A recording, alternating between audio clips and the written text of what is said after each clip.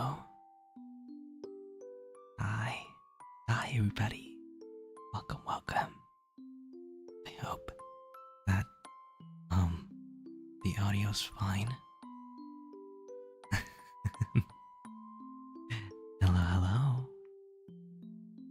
Yeah, we had some minor, technical difficulties, but I hope everything is working fine. I hope the audio is okay. I wouldn't want to make y'all suffer for 2 or 3 hours, right? Hello, hello. Yeah, I have to whisper pretty much, otherwise it would blast your ears, I believe. I don't know. Am I too close to the mic? I'm like pretty good distance away from it. I hope that's fine. Sometimes if I'm too close, I blow a little air into the mic with my nose, you know, like, or like on this side. Yeah, but hey, welcome. We're gonna be reading some bedtime stories today, and I am reading the stories off of a website right now called Monkey Pen. So, if you ever wonder where these stories are from, I didn't write them or anything. Just give me 13 more of what? Yeah, I'll be reading the stories off of that website. But if you have bedtime stories that you'd like me to read, then feel free to suggest them in the chat, and I'll try to find it online, okay? 1 second.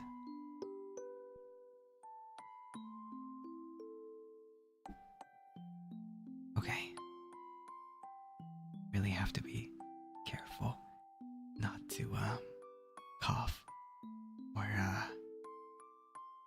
do anything that is too loud. Because I'm honest. I'll be honest with you.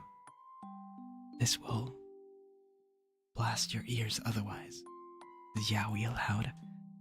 Of course yaoi's allowed. Are creepy pastas allowed? Can you fall asleep to those? I don't know. We do Little Red Riding Hood? Yeah. Of course we can. Let me just find it real quick, okay? I have a noise gate on, so you probably won't be able to hear my keyboard.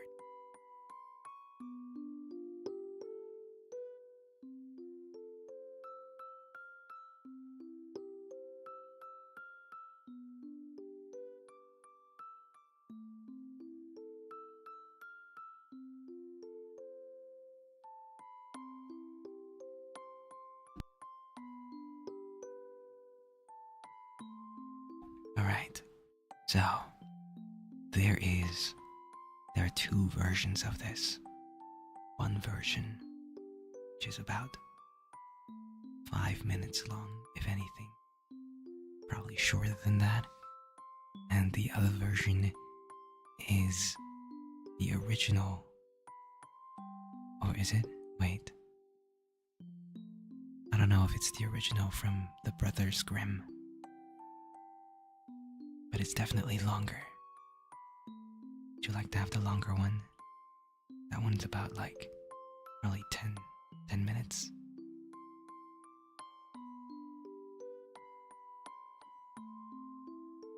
Yes? Okay.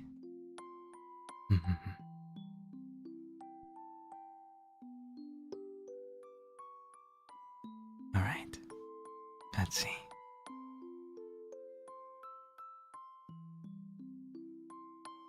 make yourself comfortable, okay? And just sit back, relax, make yourself ready to sleep. Mm-hmm. Have to cough.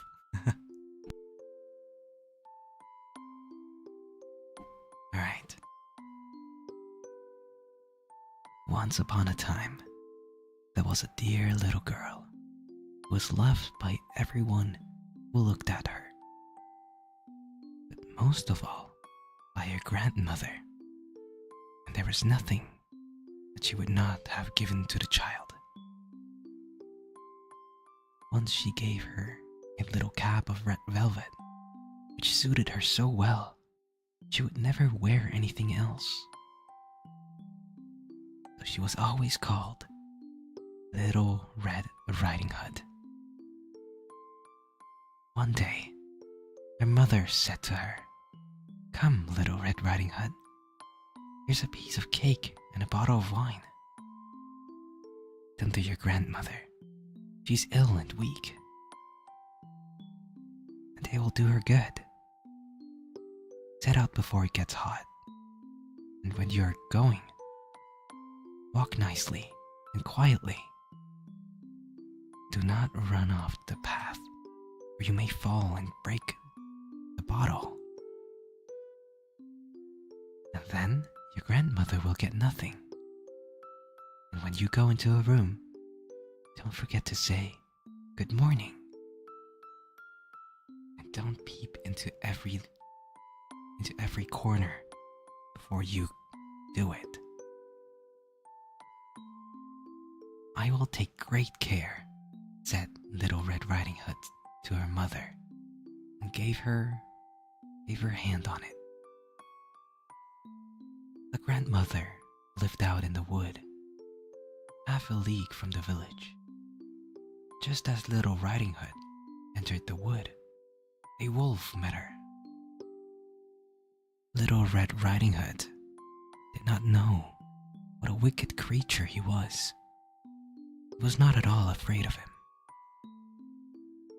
"Good day, Little Red Riding Hood," said he. "Thank you kindly, wolf. Whither away so early, Little Red Riding Hood?" "To my grandmother's," he said. "What have you got in your apron?" "I've got cake and wine. Yesterday was baking day, so poor sick grandmother is to have something good to make her stronger." "Where does your grandmother live, Little Red Riding Hood?" "A good quarter of a league farther on the wood. Her house stands under the 3 large oak trees. The nut trees are just below. You surely must know it," replied Red Riding Hood. The wolf thought to himself, "What a tender young creature. What a nice, plump mouthful. It will be better to eat than the old woman. I must act craftily so as to catch both." So he walked for a short time by the side of Little Red Riding Hood, and then said, "See, Little Red Riding Hood, how pretty the flowers are about here. Why do you not look around? I believe, too, that you do not hear how sweetly the little birds are singing. You walk gravely along as if you were going to school, while everything else out here in the wood is merry." Little Red Riding Hood raised her eyes, and when she saw the sunbeams dancing here and there through the trees and pretty flowers growing everywhere, she thought, "Suppose I take grandmother a fresh nosegay. That would please her too. It is so early in the day that that I shall still get there in time. And so, she ran from the path into the wood to look for flowers. And whenever she had picked one, she fancied that she saw a still prettier one farther on, and ran after it. So got deeper into the wood.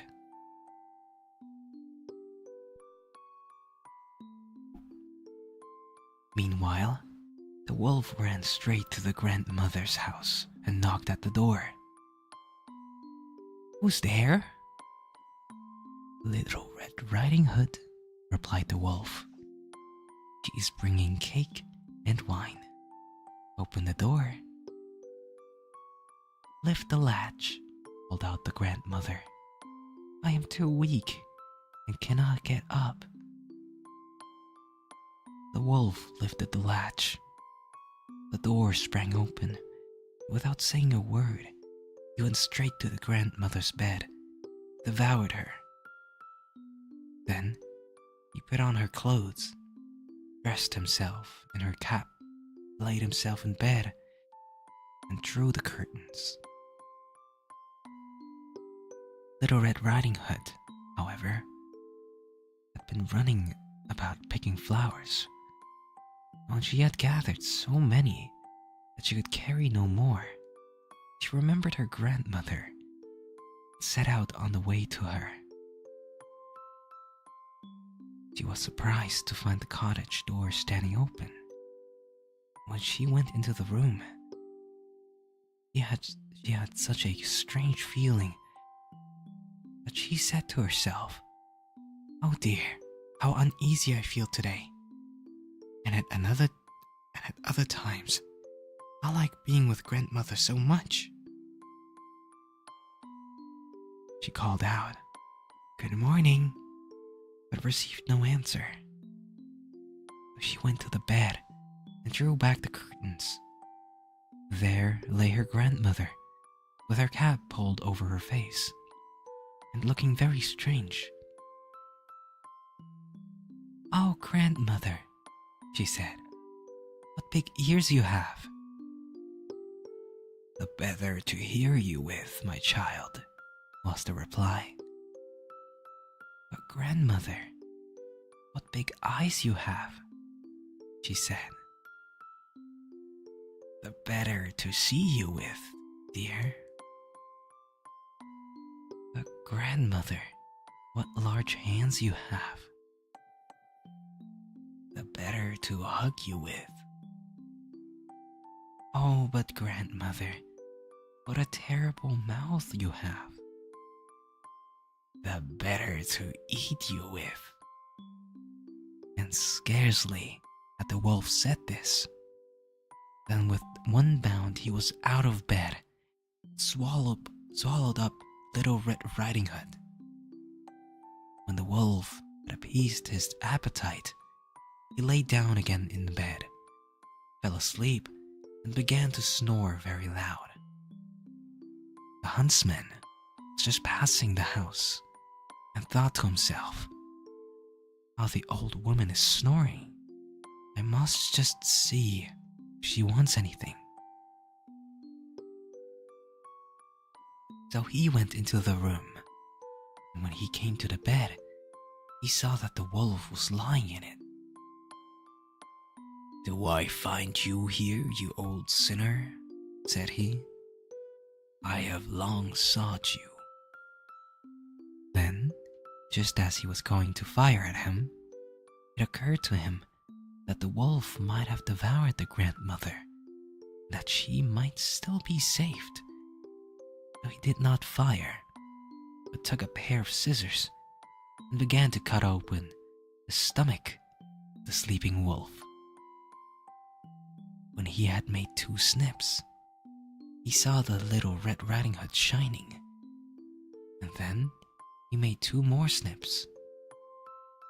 The little girl sprang out, crying, "Ah, how frightened I have been! How dark it was inside the wolf!" And after that, the aged grandmother came out alive also, but scarcely able to breathe. Little Red Riding Hood, however, quickly fetched some great stones with which they filled the wolf's belly, and when he awoke, he wanted to run away. The stones were so heavy, he collapsed at once and fell dead. Then all three were delighted. The huntsman drew off the wolf's skin and went home with it. The grandmother ate the cake and drank the wine which Little Red Riding Hood had brought and revived. But Little Red Riding Hood thought to herself, as long as I live, I will never by myself leave the path to run into the wood, but my mother has forbidden me to do so. It is also related that once when Little Red Riding Hood was again taking cakes to the old grandmother, another wolf spoke to her and tried to entice her from the path. Little Red Riding Hood, however, was on her guard and went straight forward on her way and told her grandmother that she had met the wolf and that he had said good morning to her, but with such a wicked look in his eyes that if they had not been on the public road, she was certain he would have eaten her up.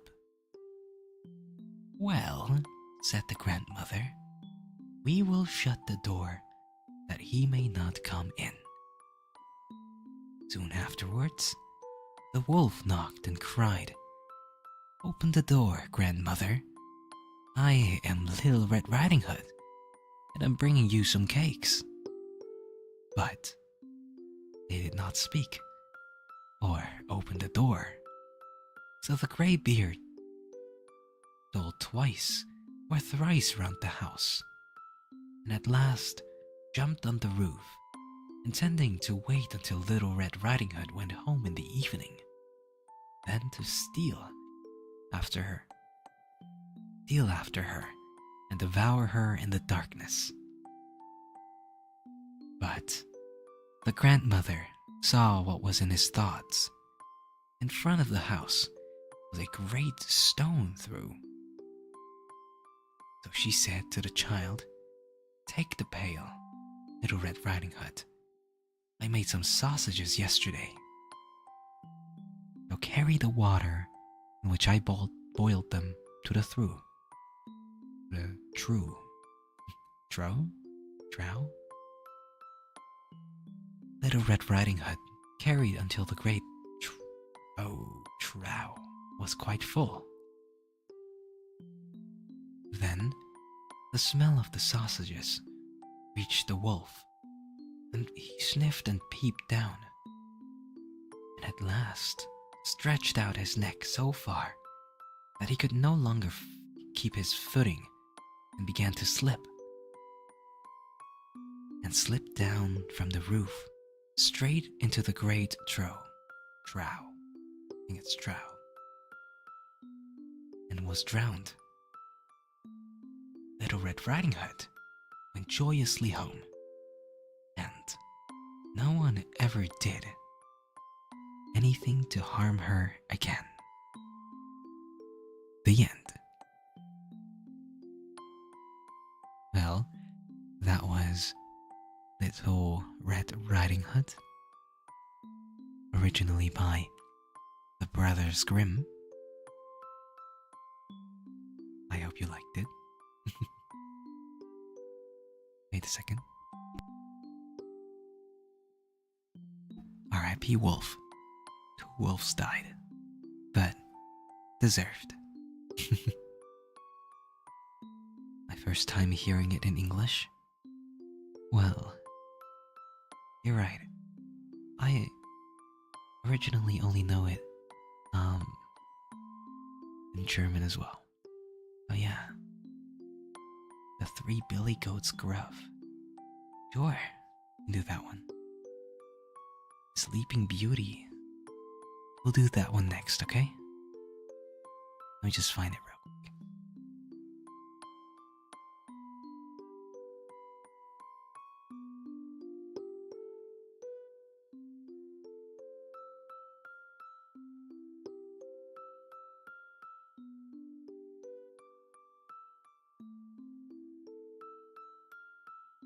Alright. This one has a nice length as well.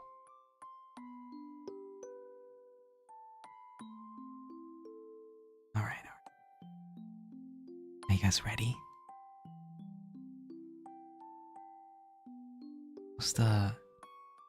How's the sound, by the way? Do I have to put myself up, or should I lower the volume? Can lower the volume by a little bit, or put it up. It sounds great. Okay. Thank you. Alright. We're reading The Three Billy Goats Gruff by Catherine Pyle. There were once 3 billy goats who lived in a meadow at the foot of a mountain, and their last name was Gruff. There was the big billy goat Gruff, and the middle-sized billy goat Gruff, and the little billy goat Gruff. They all 3 jumped about among the rocks in the meadow and ate what grass they could find, but it wasn't very much. One day, littlest billy goat Gruff looked up at the high mountain overhead. He thought to himself, "It looks as though there were a great deal of fine grass up on the mountain. I believe I'll just run up there all by myself without telling anyone and eat so much grass that I'll grow to be as big as anybody." So, off the little billy goat Gruff started without telling his brother a word about it. Ran along, tip, tap, tip, tip, until at last he came to a wide river with a bridge over it. Now, the little billy goat did not know it, but this bridge belonged to a great, terrible troll. And the little goat, not gone more than halfway across, when he heard the troll shouting from under the bridge. Who's that going across my bridge?" shouted the troll in his great loud voice. It's me, the littlest billy goat Gruff," answered the little billy goat in his little bit of voice. "Oh, it's the littlest billy goat Gruff, is it? Well, you won't go much farther, for I am the troll that owns this bridge. Now, I'm coming up to eat you."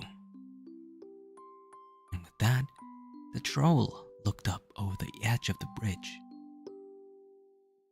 When the little billy goat Gruff saw him, he was very much frightened.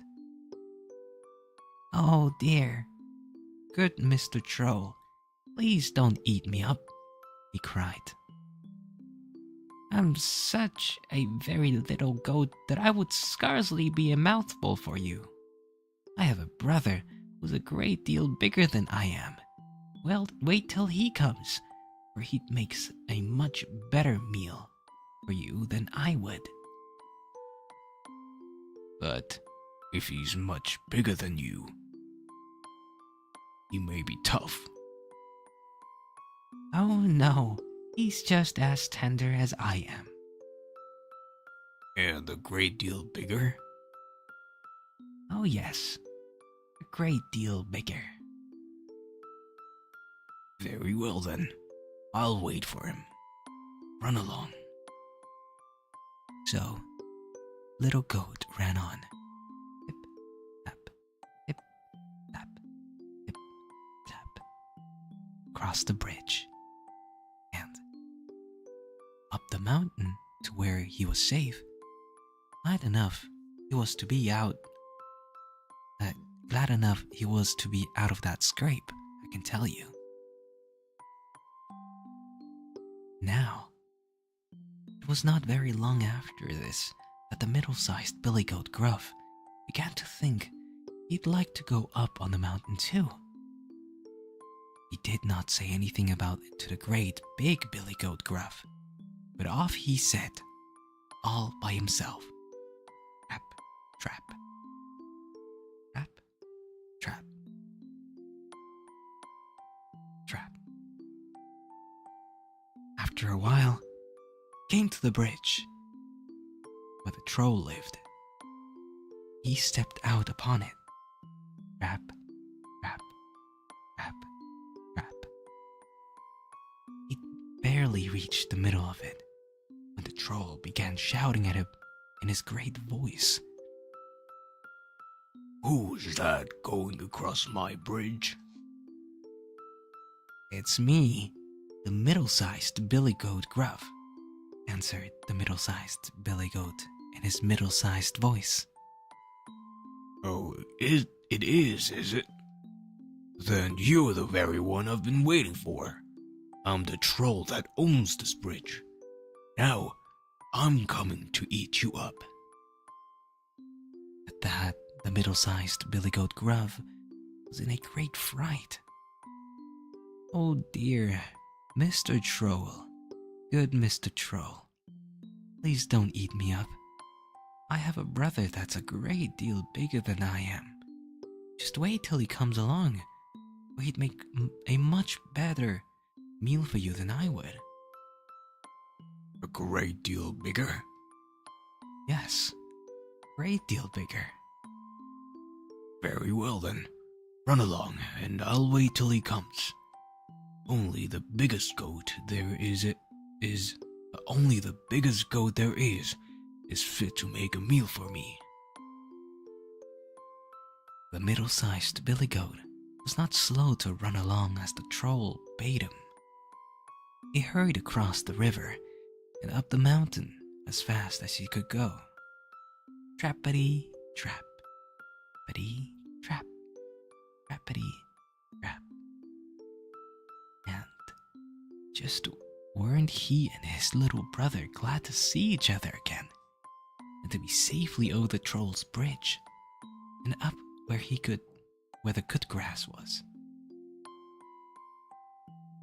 And now it was the turn of the big billy goat Gruff to begin to think he'd like to go up on the mountain too.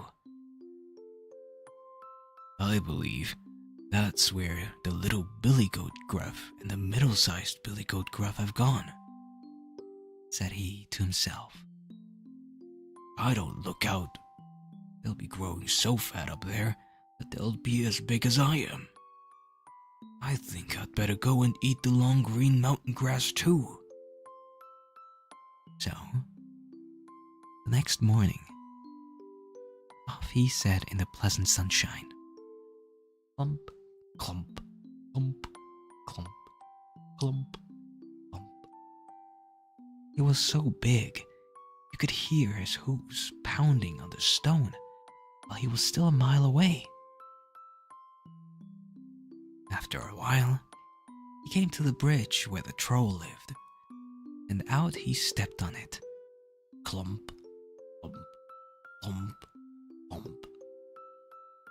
And the bridge shook and bent under his weight as he walked. Then the troll that lived under it was in a fearful rage.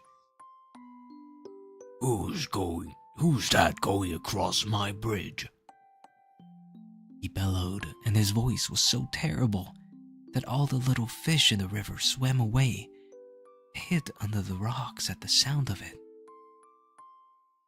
But Big Billy Goat was not one bit frightened. It's me, the biggest billy goat Gruff, he answered. a voice as big as the troll's own. Oh, it is it? Then just stop a bit, for you're the one I've been waiting for. I'm the troll that owns this bridge, and now I'm coming up to eat you. And with that, the great grey troll poked his head up over the bridge, and his eyes looked like two great mill wheels. They were going round and round in his head with rage. But still, the big billy goat was not one bit frightened. So, you are a troll, are you? And you own this bridge, do you? And now you're going to eat me up. We'll just see about that. I have a forehead as hard as stone, and I'll mash you all up, body and bone. When the troll heard the big billy goat talk to him that way, he bellowed so that the middle-sized billy goat and the little billy goat heard him all the way up on the mountain where they were. He jumped on the bridge and put his big, bushy head and put down his big, bushy head and ran at the billy goat. And the billy goat put down his head and ran at the troll, and they met in the middle of the bridge. But the billy goat's head was harder than the troll's, so he knocked him down and thumped him about. And then he took him up on his horns and threw him over the edge of the bridge into the river below. And the troll sank like a piece of lead that was never seen or heard of again. But the big billy goat went up on the mountain, and you may believe that his two brothers were glad to see him again, and to hear that the great wicked troll was gone from under the bridge. And after that, they all stayed up on the mountain together, and the smaller goats ate so much grass and grew so fat, big, that after a while, no one could have told one billy goat from the other. The end. How'd you like that story? Do you remember that one? I remember that one. I didn't remember it from the title alone, but I did remember it from the content.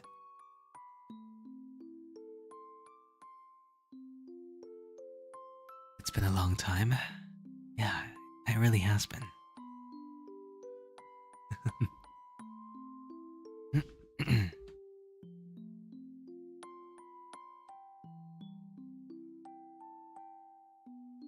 It's crazy how dark and retrospective some childhood stories are.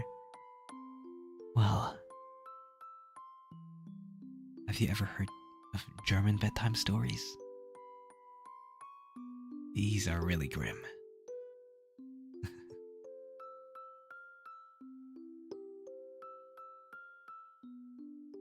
My first time hearing it? Oh, okay. I actually thought this was also one of the more popular ones.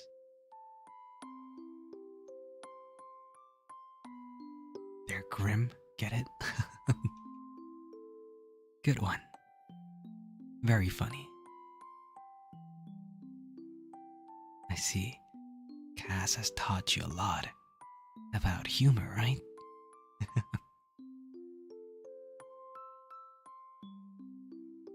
Now, would you like to hear Sleeping Beauty?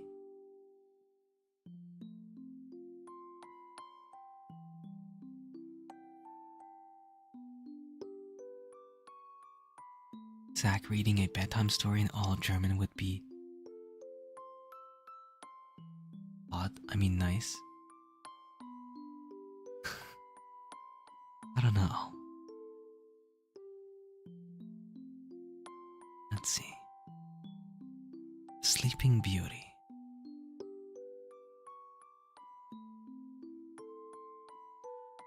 Let's see how long it is. Oh, not too long. Oh, it's nice. Okay. Let's read this one then. Okay? Can...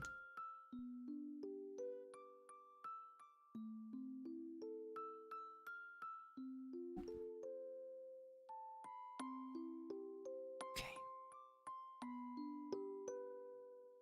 Once upon a time, there lived a king and queen who were very unhappy because they had no children. But at last, a little daughter was born, and their sorrow was turned to joy. All the bells in the land were rung to tell the glad tidings. The king gave a christening feast so grand that the like of it had never been known. He invited all the fairies he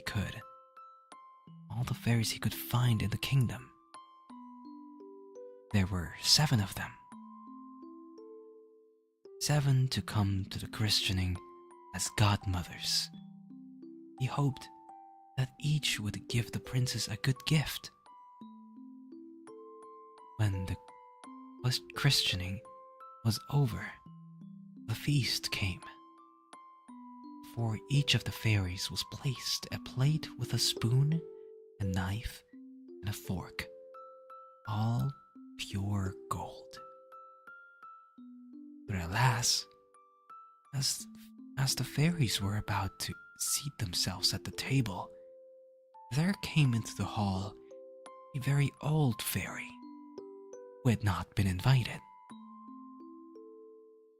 She had left the kingdom 50 years before and had not been seen or heard of until this day. The king at once ordered that a plate should be brought for her, but he could not furnish a gold one such as the other ones had. This made the old fairy angry. She sat there muttering to herself. A young fairy who sat near overheard her angry threats. This good godmother, fearing the old fairy might give the child an unlucky gift, hid herself behind a curtain. She did this as she wished to speak last and perhaps be able to change the old fairy's gift. At the end of the feast, the youngest fairy stepped forward and said, "The princess shall be the most beautiful in the world." The second said, "She shall have a temper as sweet as an angel." The third said, "She shall have a wonderful grace in all she does or says." The fourth said, "She shall sing like a nightingale." The fifth said, "She shall dance like a flower in the wind." The sixth said, "She shall play such music as was never heard on earth." Then the old fairy's turn came. Shaking her head spitefully, she said, "When the princess is 17 years old, she shall prick her fingers with a spindle. She shall die." This, all the guests trembled, and many of them began to weep. The king and queen wept loudest of all. Just then, the wise young fairy came from behind the curtain and said, "Do not grieve, O king, O queen. Your daughter shall not die. I cannot undo what my elder sister has done. The princess shall indeed prick her fingers with the spindle, she shall not die. She shall fall into sleep, will last 100 years. At the end of that time, a king's son will find her and awaken her. Immediately, all the fairies vanished.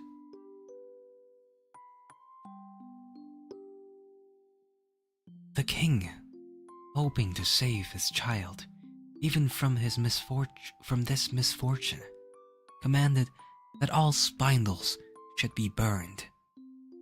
This was done, but it was all in vain. One day, when the princess was 17 years of age, the king and queen left her alone in the castle. He wandered about the castle and at last came to a little room in the top of a tower. There, an old woman, so old, deaf, that she had never heard of the king's command, sat spinning. "What are you doing, good old woman?" asked the princess. "I am spinning, my pretty child." "Ah," said the princess, "how do you do it? Let me see if I can spin also." She had just taken the spindle in her hand when, in some way, it pricked her finger. The princess dropped down on the floor. The old woman called for help, and people came from all sides. Nothing could be done.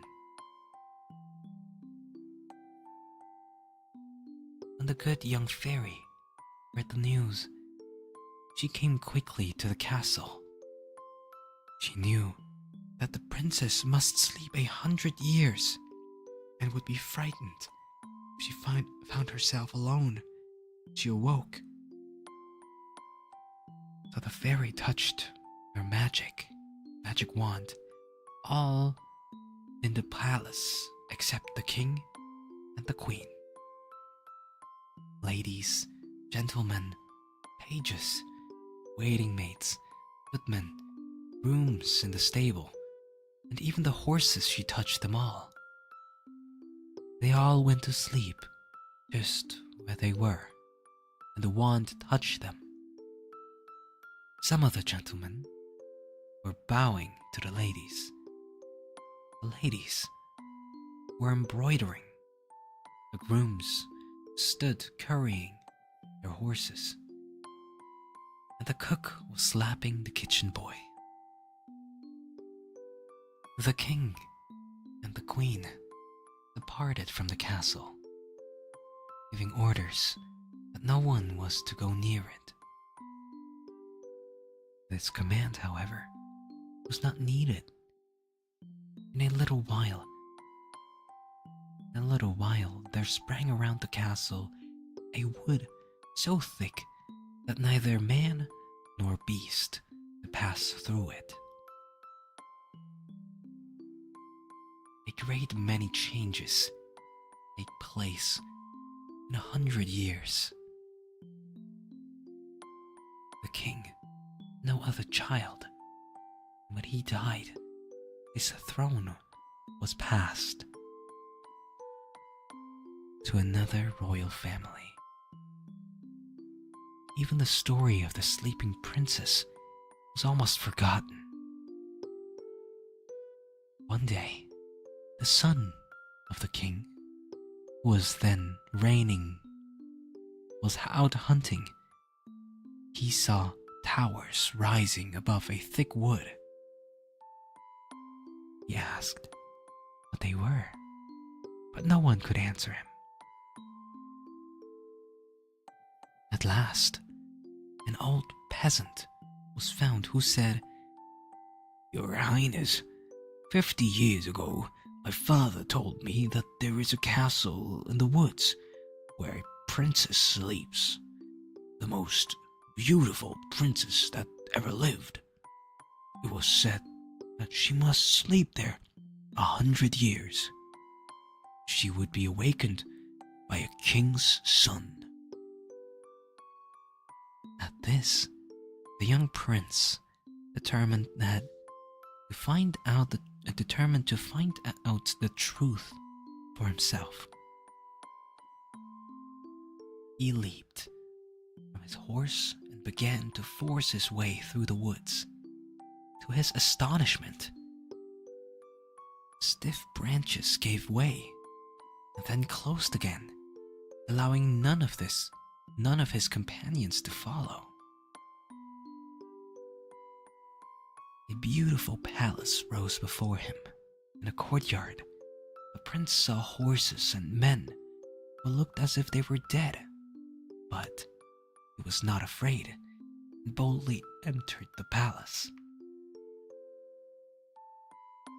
There were guards, motionless as stone, gentlemen and ladies, pages and footmen, some standing, some sitting, but all like statues.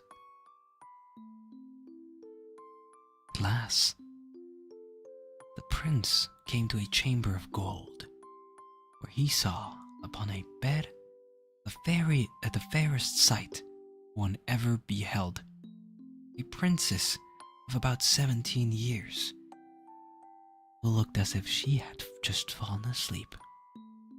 Trembling, the prince knelt beside her and awakened her with a kiss. And now the enchantment was broken. The princess looked at him with wondering eyes and said, "Is it you, my prince?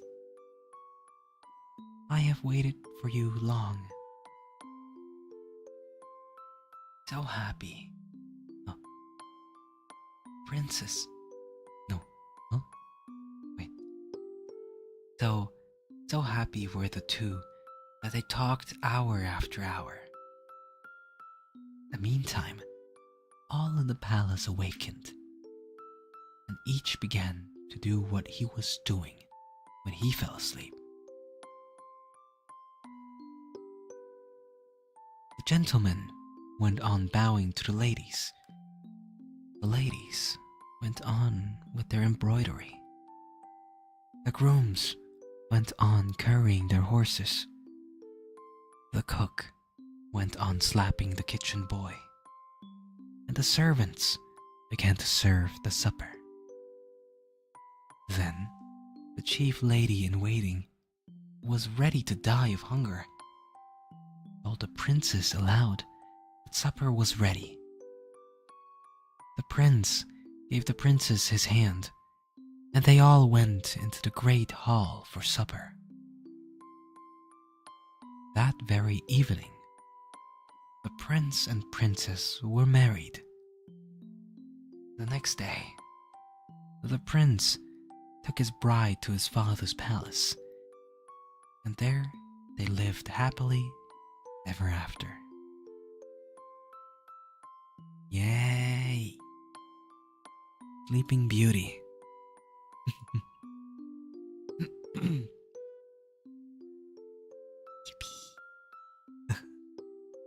I hope you enjoyed this story. It's a very nice story, actually. I haven't really read it in a while. That one fairy really came in clutch, huh? Poor kitchen boy was slapped, or in the position being slapped for 100 years.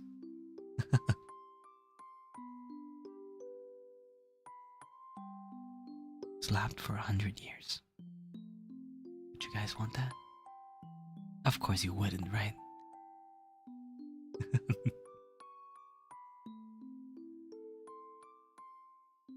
Oh man.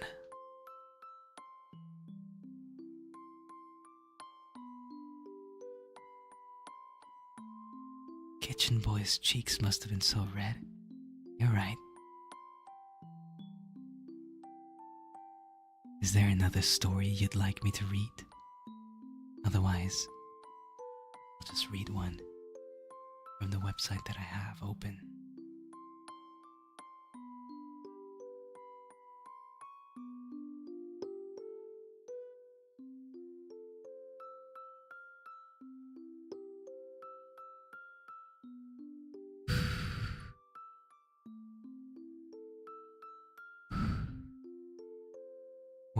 What are the options? You can suggest anything you want. Snow White, the Three Little Pigs. Alright, we can do that one. Snow White.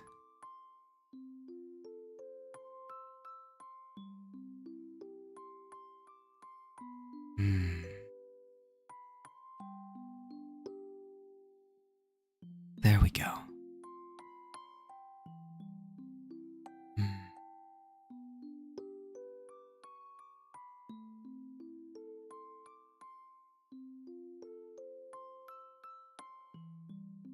1 second.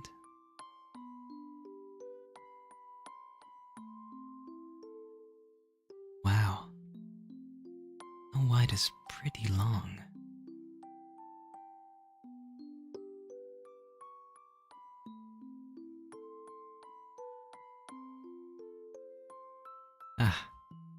We'll do it. We'll do it. We still have a lot of time. We can choose a shorter one. No, it's fine. It's fine. Alright. So, once upon a time, in a midwinter, when the snowflakes were falling like feathers from heaven, a queen sat sewing at her window, which had a frame of black ebony wood. As she sewed, she looked up at the snow and pricked her finger with a needle. 3 drops of blood fell into the snow. The red on the white looked so beautiful that she thought to herself, only I had a child as white as snow, as red as blood, as black as the wood in this frame.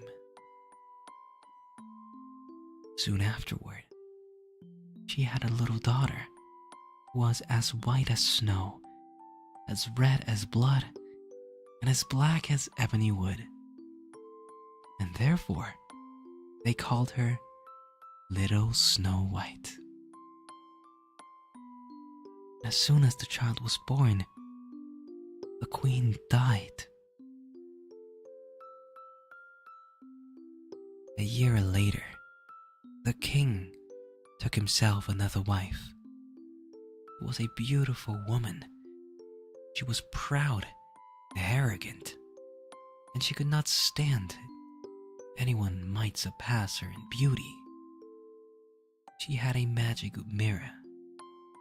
Every morning, she stood before it and looked at herself and said, "Mirror, mirror on the wall, who in this land is the fairest of all?"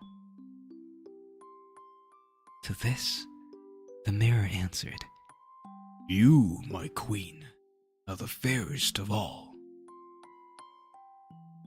Then she was satisfied, for she knew that the mirror spoke the truth. Snow White grew up and became ever more beautiful. When she was seven years old, she was as beautiful as the light of day, even more beautiful than the queen herself. One day, when the queen asked the mirror, "Mirror, mirror on the wall, who in this land is the fairest of all?" it answered, "You, my queen, are fair, it is true, but the dewdrops are 1,000 times fairer than you." The queen took fright and turned yellow and green with envy. From that hour on, whenever she looked at Snow White, her heart turned over inside her body. So great was her hatred for the girl. The envy and pride grew ever greater, like a weed in her heart, until she had no peace. Until she had no peace day and night. Then she summoned a huntsman and said to him, "Take Snow White out into the wood. I never want to see her again. Kill her, and as proof that she's dead, bring her lungs and her liver back to me." The huntsman obeyed and took Snow White into the woods. He took out his hunting knife, was about to stab it into her innocent heart, and she began to cry, saying, "Oh dear huntsman, let me live. I will run into the wild woods and never come back." As she was so beautiful, the huntsman took pity on her and said, "Run away, you poor child." He thought, "The wild animals will soon devour you anyway." but still, it was as if a stone had fallen from his heart, for he would not have to kill her. Just then, a young boar came running by. He killed it, cut out its lungs and liver, and took them back to the queen as proof of Snow White's death. The cook had to boil them with salt, and the wicked woman ate them, supposing she had eaten Snow White's lungs and liver. The poor child was now all alone in the great forest. She was so afraid that she just looked at all the leaves on the trees and did not know what to do. Then she began to run. She ran over sharp stones and through thorns, and wild animals jumped at her, but did not harm.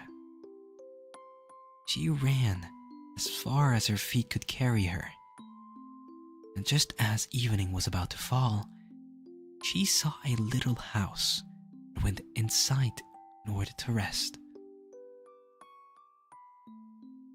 Inside the house, everything was small, but so neat, clean, that one could say otherwise, that no one could say otherwise.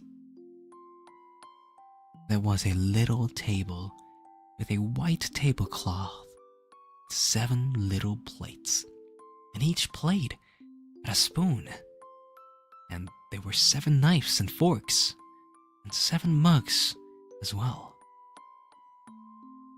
Against the wall, there were 7 little beds, all standing in a row and covered with snow white sheets. Because she was so hungry and thirsty, Snow White ate a few vegetables and a little bread from each little plate. And from each mug, she drank a drop of wine. Afterward, because she was so tired, she lay down on a bed, but none of them felt right. One was too long, the other too short, until finally, the 7th one was just right. She remained lying in it and trusted herself to God, fell asleep. After dark, the masters of the house returned home. They were the 7 dwarves who picked and dug for ore in the mountains. They lit in their 7 candles. They lit their 7 candles, and as soon as it was light in the house, they saw that someone had been there, for not everything was in the same order as they had left it. The first one said, "Who has been sitting in my chair?" The second one said, "Who has been eating from my plate?" The third one said, "Who has been eating my bread?" The fourth one said, "Who has been eating my vegetables?" The fifth one said, "Who has been sticking with my fork?" The sixth one said, "Who has been cutting with my knife?" The seventh one said, "Who has been drinking from my mug?" Then the first one saw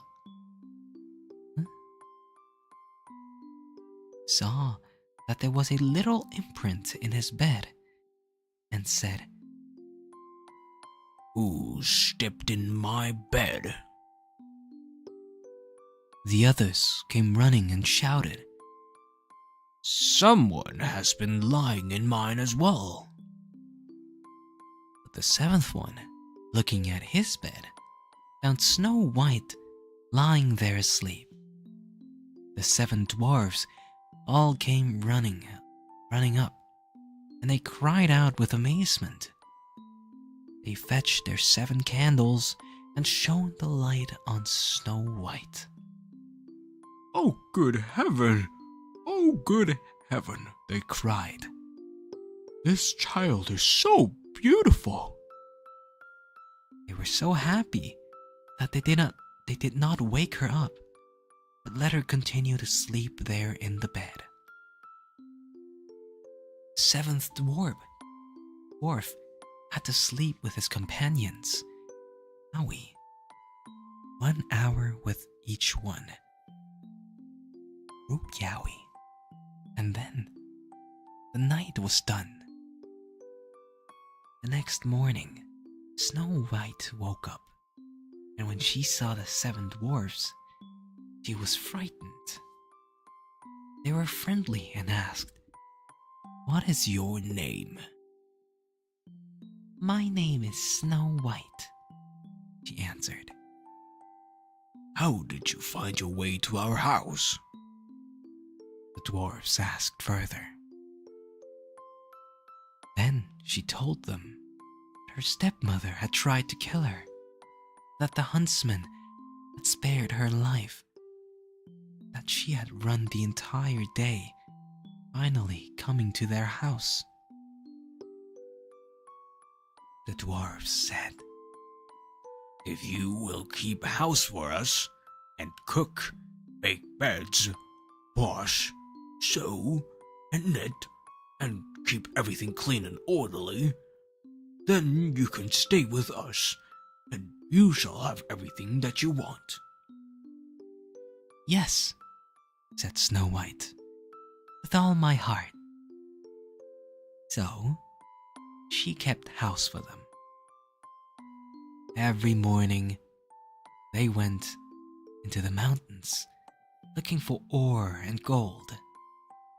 And in the evening, when they came back home, their meal had to be ready. During the day, the girl was alone. The good dwarfs warned her, saying, "Be careful about your stepmother. She will soon know that you are here. Not let anyone in."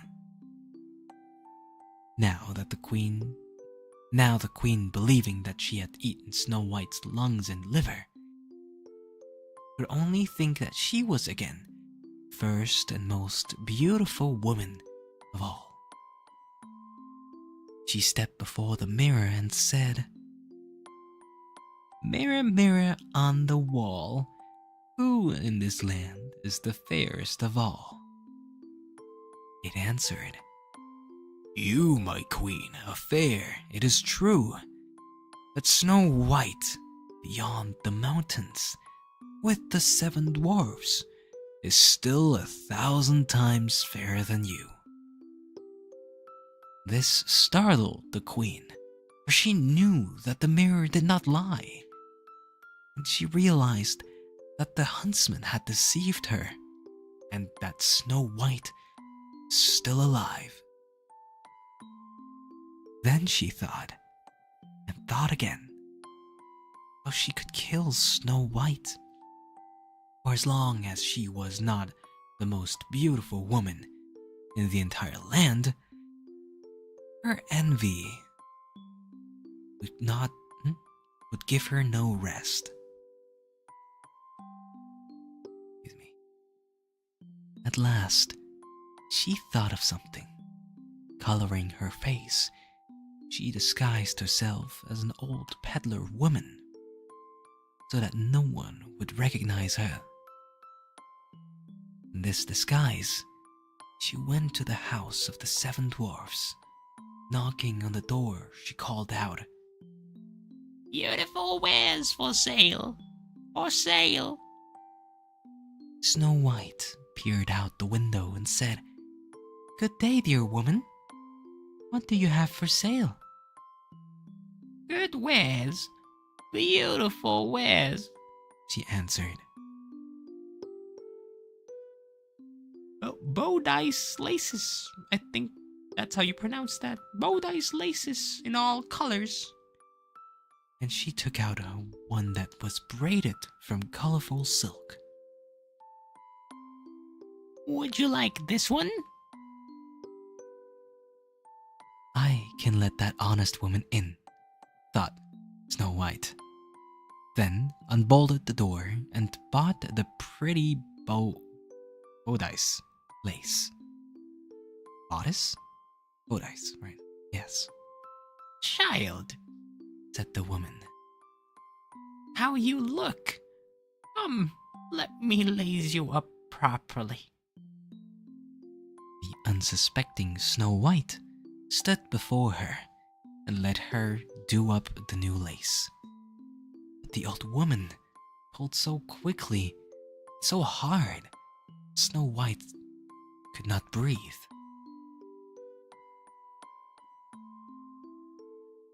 You used to be the most beautiful one, said the old woman, and hurried away.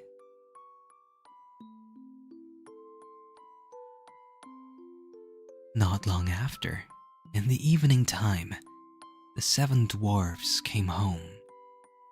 How terrified they were when they saw that their dear Snow White, lying on the ground, not moving at all, as though she were dead.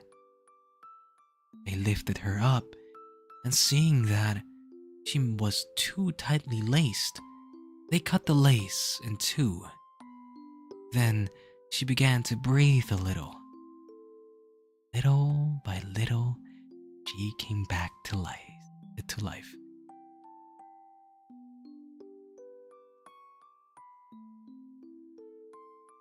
Badus? Badus?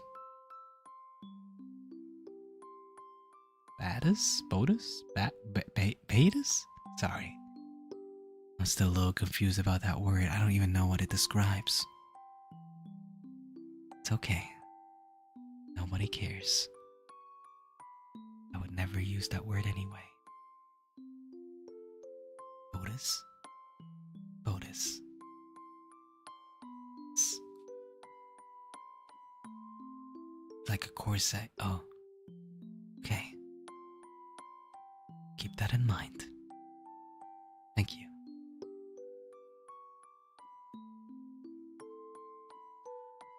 When the dwarfs heard what had happened, they said, The old peddler woman was no one else but the godless queen. Take care and let no one in when we are not with you. When the wicked woman returned home, she went to the mirror and asked, "Mirror, mirror on the wall, who in this land is fairest of all?" The mirror answered once again, "You, my queen, are fair, it is true, but Snow White beyond the mountains with the 7 dwarfs is still 1,000 times fairer than you." When she heard that, all her blood ran to her heart because she knew that Snow White had come back to life. "This time," she said, "I shall think of something that will destroy you." Then, with the art of witchcraft, which she understood, she made a poisoned comb. Then she disguised herself, taking the form of a different old woman. Thus, she went across the 7 mountains and to the 7 dwarfs, knocked on the door and called out, Good wares for sale. Good wares for sale. Snow White looked out and said, "Go on your way. I am not allowed to let anyone in." You surely may take a look, said the old woman, pulling out the poisoned comb and holding it up. The child liked it so much that she let herself be deceived, and she opened the door. Stupid After they had agreed on the purchase, the old woman said, Now, let me comb your hair properly. She had barely stuck the comb into Snow White's hair when the poison took effect and the girl fell down unconscious. You specimen of beauty, said the wicked woman. Now you are finished. And she walked away.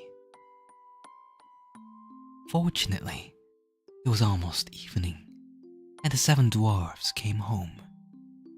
When they saw Snow White lying on the ground, as if she were dead, they immediately suspected her stepmother. They examined her and found the poisoned comb. They had scarcely pulled it out when Snow White came to herself again and told them what had happened. Once again, they warned her to be on guard and not to open the door for anyone. Back at home, the queen stepped before the mirror and said, "Mirror, mirror on the wall, who in this land is fairest of all?" You, my queen, are fair, it is true, but Snow White beyond the mountains with the 7 dwarfs is still 1,000,000 times fairer than you. When the queen heard the mirror saying this, she shook and trembled with anger. "Snow White shall die," she shouted, "if it costs me my life." Then she went into the most secret room. No one else was allowed inside, and she made a poisoned apple. From the outside, it was beautiful, like Cassian Floros, white with red cheeks, and anyone who saw it would want it. Anyone who might eat a little piece of it would die. Then, coloring her face, she disguised herself as a peasant woman, and thus went across the 7 mountains to the 7 dwarfs. She knocked on the door. Snow White stuck her head out the window and said, "I am not allowed to let anyone in. The dwarfs have forbidden me to do so." That is all right with me, answered the peasant woman. I'll easily get rid of my apples. Here, I'll give you one of them. "No," said Snow White. I cannot accept anything. Are you afraid of poison? Asked the old woman. Look, I'll cut the apple in two. You eat the red half, and I shall eat the white half. Now the apple had been so artfully made that only the red half was poisoned. Snow White longed for the beautiful apple, and when she saw that the peasant woman was eating part of it, she could no longer resist. She stuck her hand out and took the poisoned half. She barely had a bite in her mouth when she fell to the ground dead.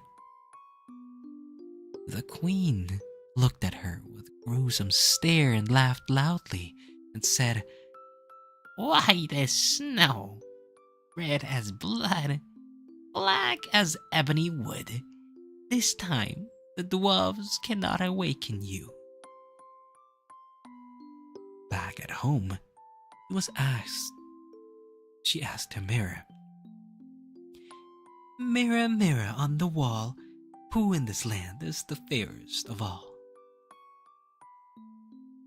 It finally answered, You, my queen, are fairest of all.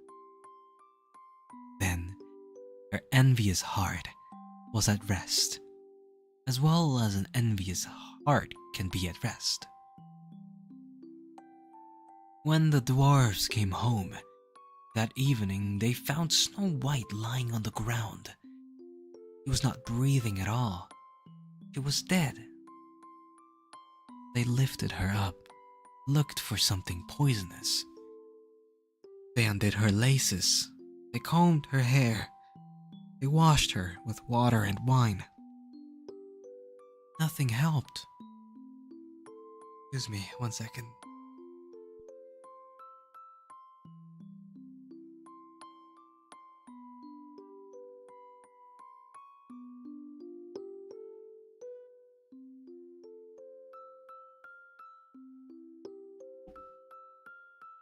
How did you guess? The dear child was dead, and she remained dead. They laid her on a bier, and all 7 sat next to her, and mourned for her, and cried for 3 days.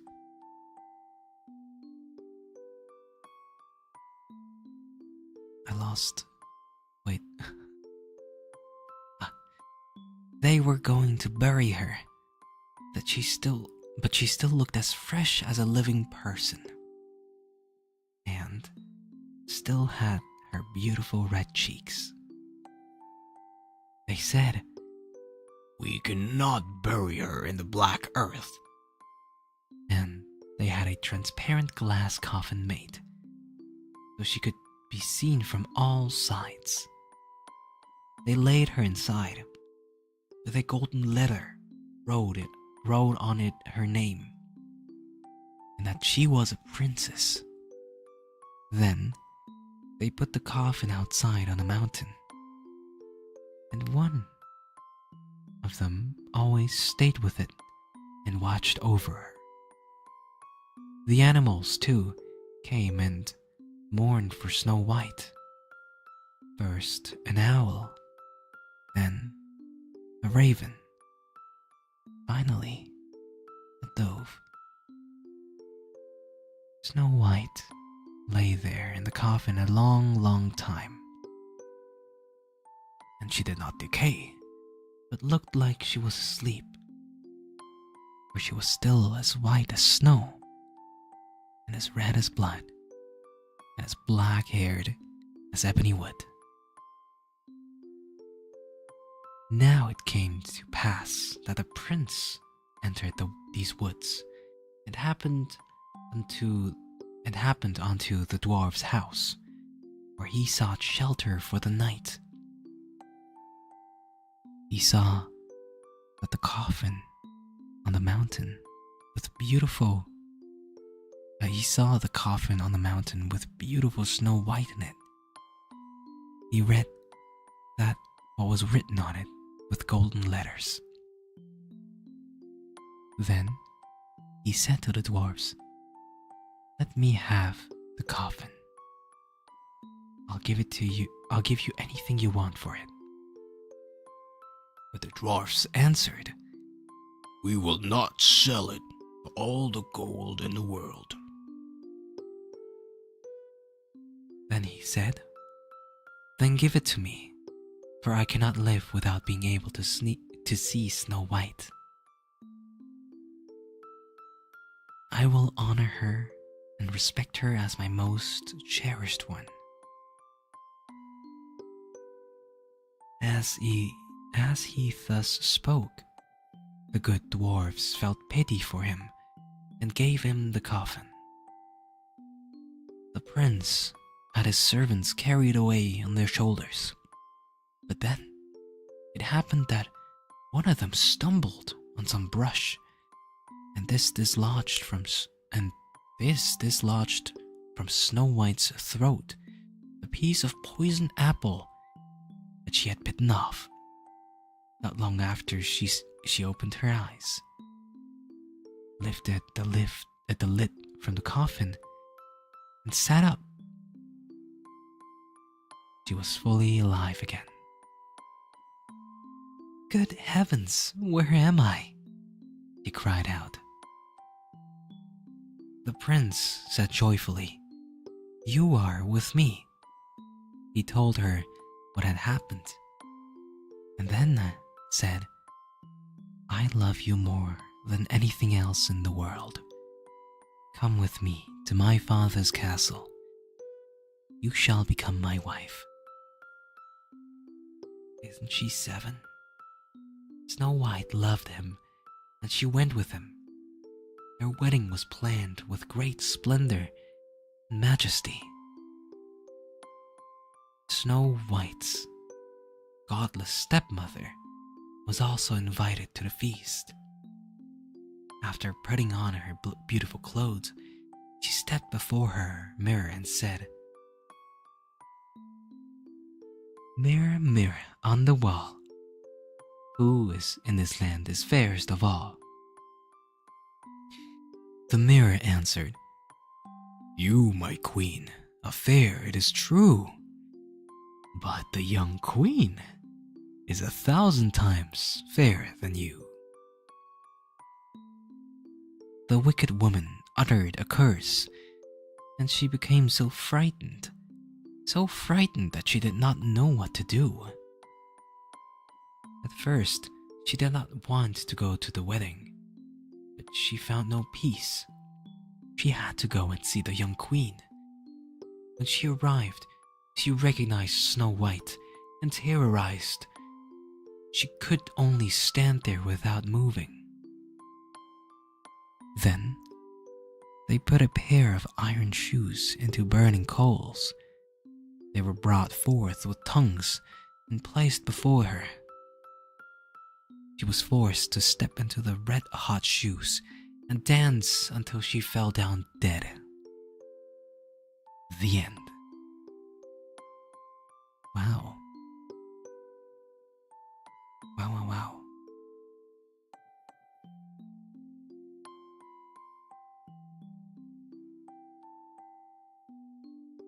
Some ending?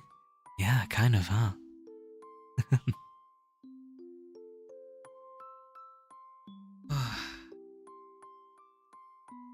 Did you like that story?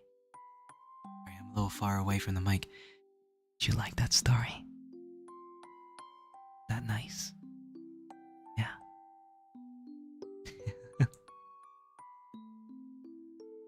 Thank you for reading. Thank you for suggesting it.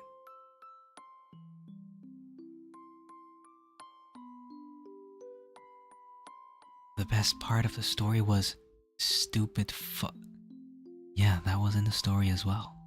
Surprised me.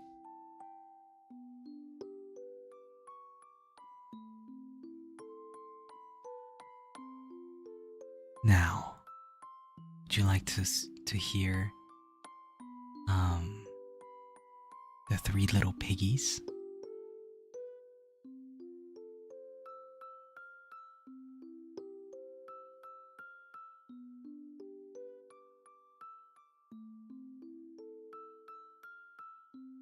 Jack and the Beanstalk. Oh, is that the one with the golden goose? That the one?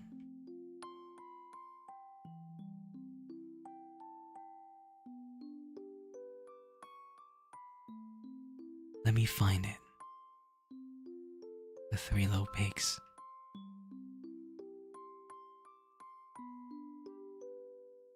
With the beanstalk.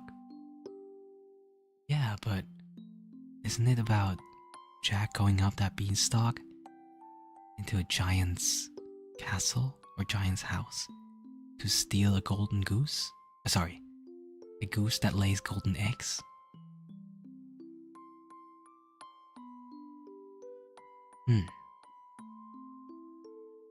Yeah.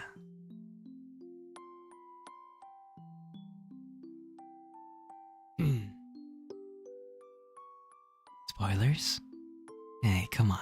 These stories have existed for a long time now. Almost as old as I am.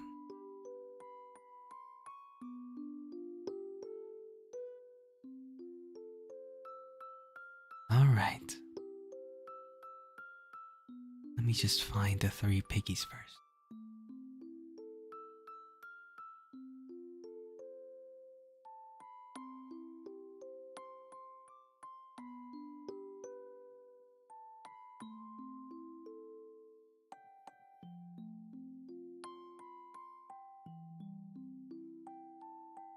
Okay. I don't know if this is the original, but it shall be good enough.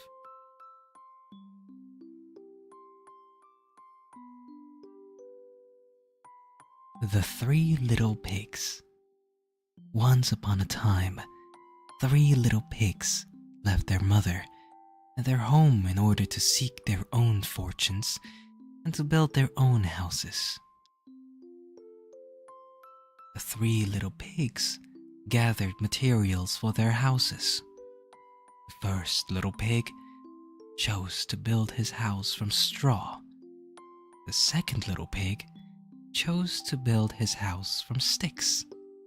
And the third little pig chose to build his house from bricks.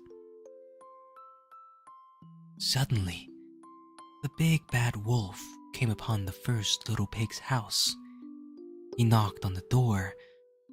Little pig, let me come in, or I'll huff and puff and blow your house down, called the wolf.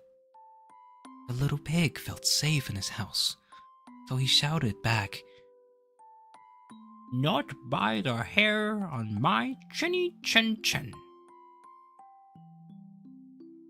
So the wolf puffed and he puffed and he blew the house down.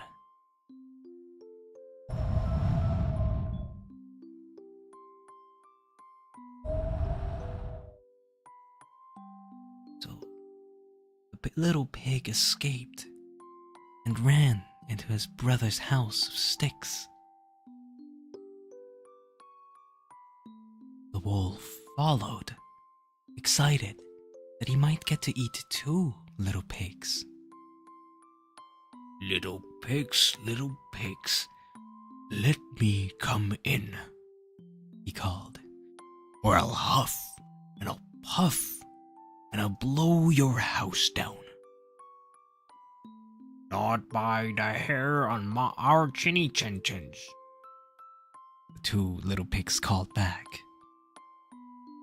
The wolf huffed and he puffed and he blew the house down.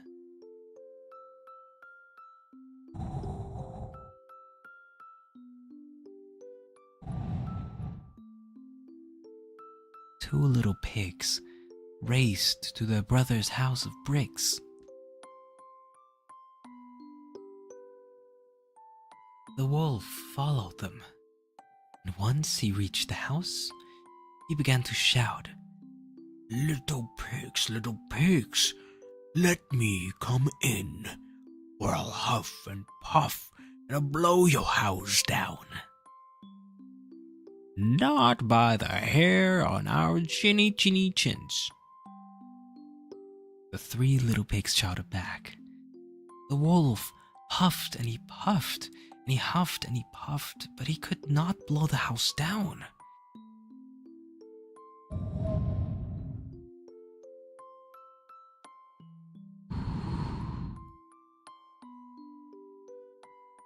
The wolf was really hungry and angry that he hadn't gobbled up any little pigs yet. He decided to climb down the chimney instead of blowing down the house. The three little pigs saw that the wolf was climbing up on the roof. They figured out that he would come down the chimney. So they lit a roaring fire and put a pot of water on top of it. Splash! The wolf came down the chimney, but he fell straight into the pot of boiling water. Yow! He roared as he leaped up and ran straight out of the house and far, far away. The three little pigs never had any trouble from him again, and they all lived happily ever after. And that was it, actually. Pretty short story, but very nice nonetheless.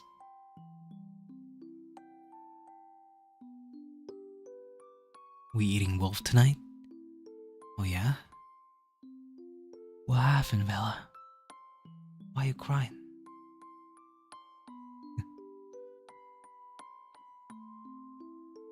Let's see. Jack and the Beanstalk.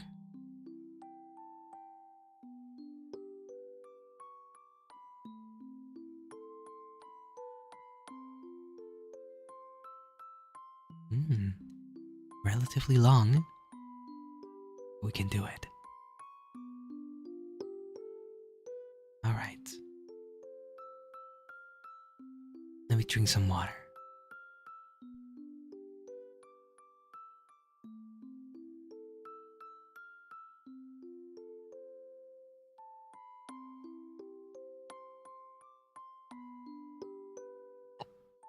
Oh.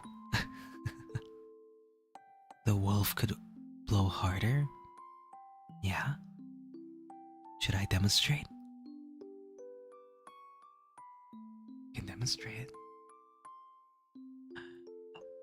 Oh. Sorry, you can hear my throat.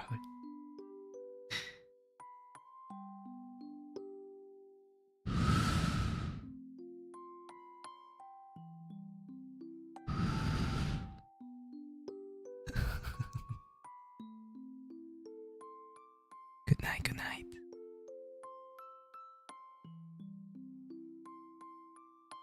Blow not with the throat?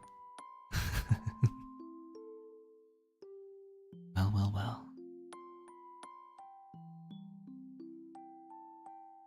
Maybe I understand ASMR lovers now? You didn't before? What do you mean? It's nice, isn't it?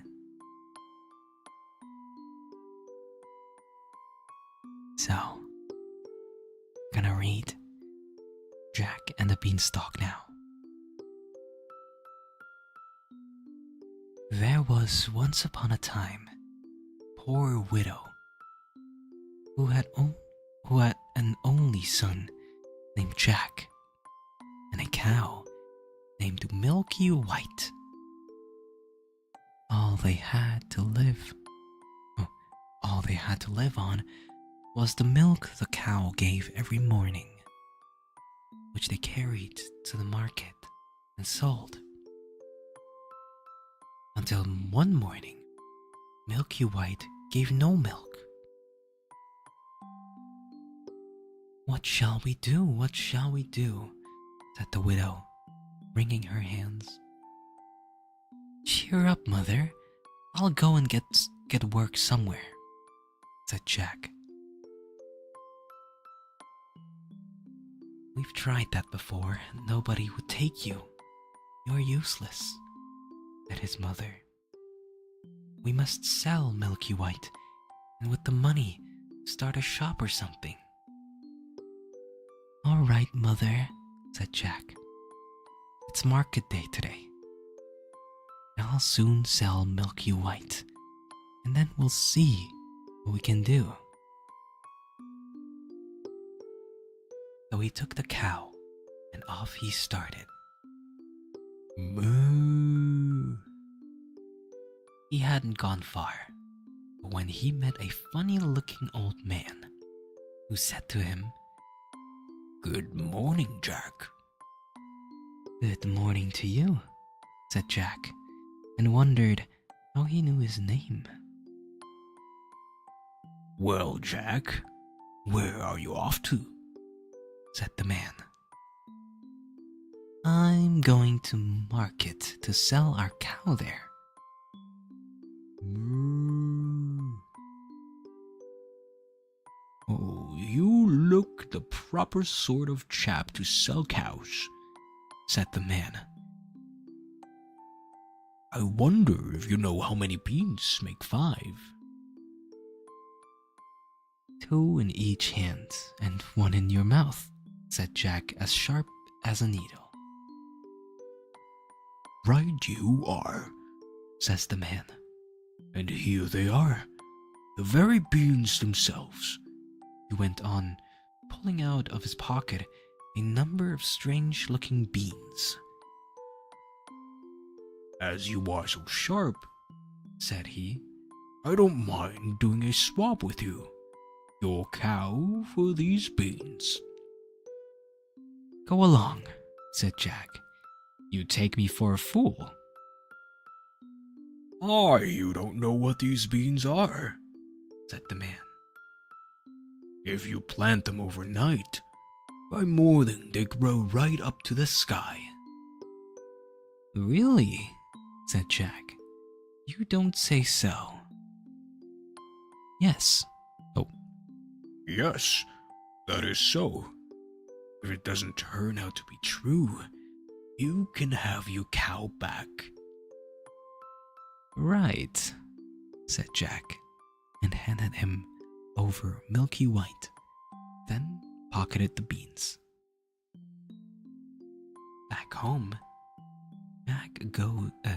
Back home goes Jack, and says to his mother, You will never guess, Mother, what I got for Milky White. His mother became very excited. 5 pounds? 10? 15? No, it can't be 20. I told you that you couldn't guess. What do you say to these beans? They're magical. Plant them overnight and... What? exclaimed Jack's mother. Have you been such a fool? Such a dolt? Such an idiot? Take that! Take that! Take that! As for your precious beans, here they go out of the window. Now off with you to bed. Oh, sorry. That was too loud. Not a sup shall you drink, not a bit shall you swallow this very night. So Jack went upstairs to his little room in the attic. Ow! Sorry. His little room in the attic, and sad and sorry he was. To be sure, at last, he dropped off to sleep. When he woke up, the room looked so funny. The sun was shining into part of it, and yet all the rest was quite dark and shady.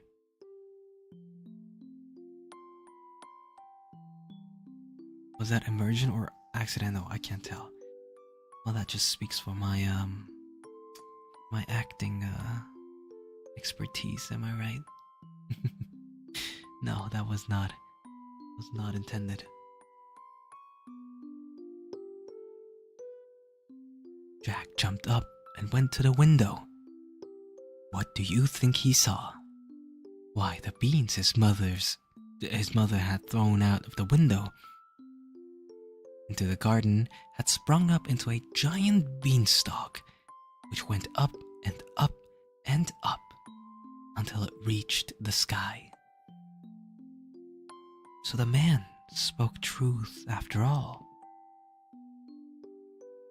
It's huge. That's what she said. The beanstalk grew up quite close past Jack's window, but all he had to do was to open it and give a jump onto the beanstalk, which ran up just like a big ladder. So Jack climbed and climbed and climbed and climbed and climbed, and he climbed until at last he reached the sky. She did not lie. When he got there, he found a long road going as straight as a dart. So he walked along and walked along and walked along until he came to a great big tall house. And on the doorstep was a great big tall woman. Who's she? Your mom.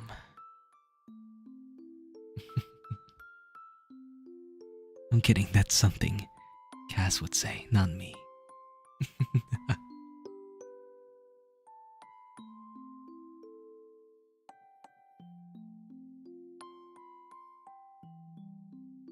Where am I?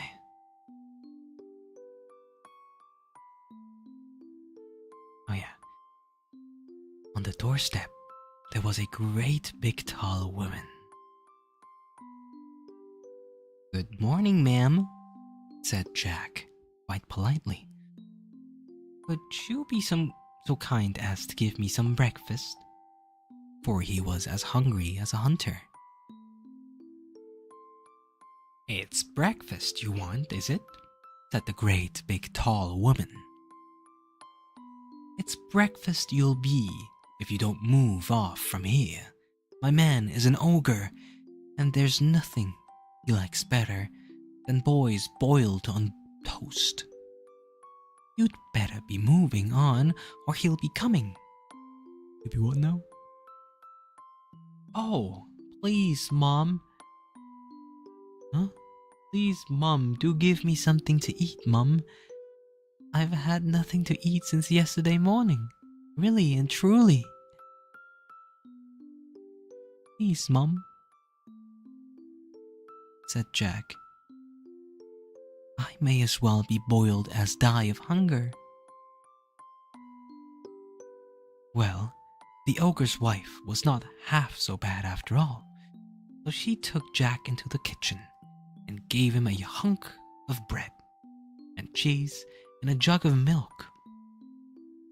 Jack hadn't half finished these when thump, thump, thump.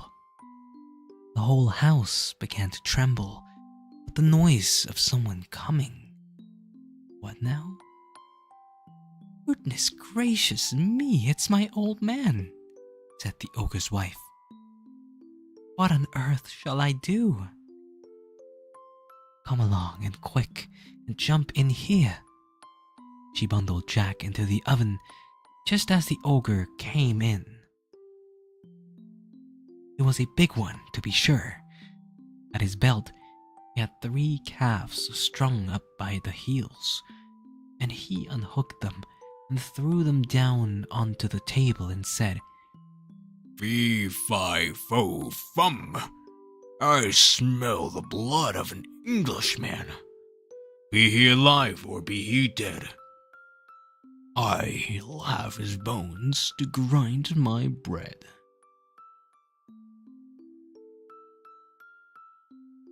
"Nonsense, dear," said his wife. "You're dreaming. Or perhaps you smell the scraps of that little boy you liked so much for yesterday's dinner.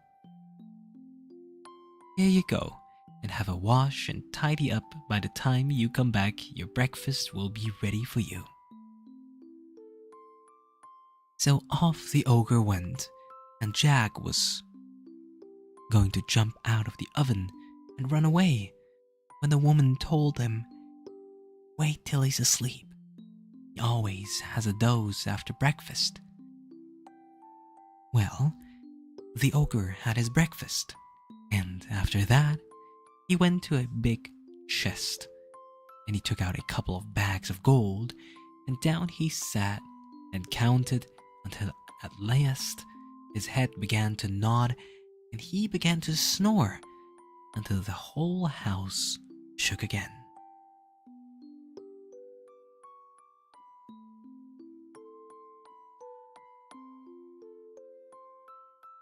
An Englishman specific? Yes, it's an Englishman. I'm not making that one up. In fact, I've not made up anything in this story. Everything is in order. Everything is original. Oh. Who said FSP uke?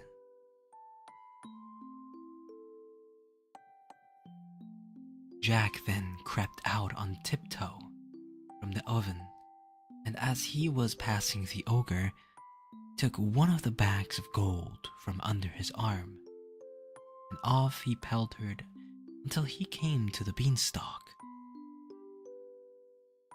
And then he threw down the bag of gold, which of course fell into his mother's garden. He climbed down and down until at last he got home and told his mother and showed her the gold and said, "Well, mother, wasn't I right about the beans? They are really magical, you see." FSP Uke? Who's in that subunit? Well, Nixon, Zenny, right?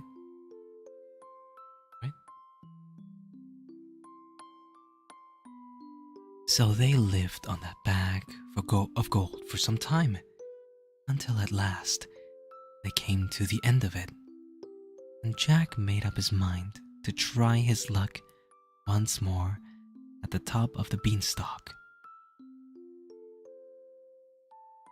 But one fine morning, he rose up early and got onto the beanstalk, and he climbed and climbed. And he climbed until at last he came out onto the road again, and up to the great tall house had been to before. There, sure enough, was the great tall woman a-standing on the doorstep. "Good morning, Mum," said Jack, as bold as brass. "Could you be so good as to give me something to eat?" "Go away, my boy," said the big tall woman, "or else my men will eat you up for breakfast. Aren't you the youngster who came here once before?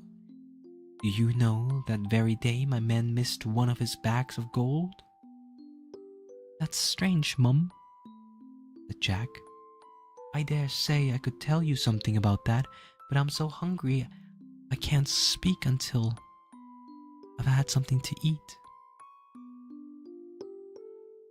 Well, the big tall woman was so curious that she took him in and gave him something to eat. He had scarcely begun munching it as slowly as he could when thump, thump, thump, they heard the giant's footstep, and his wife hid Jack away in the oven. All happened as it did before, and in came the ogre, as he did before, said, "Fee, fi, fo, fum," and had his breakfast of 3 boiled oxen. Then he said, "Wife, the hen that lays the golden egg, it's a hen, okay, I thought it's a goose." So she brought it, and the ogre said, "Lay, "Loud, I'm sorry."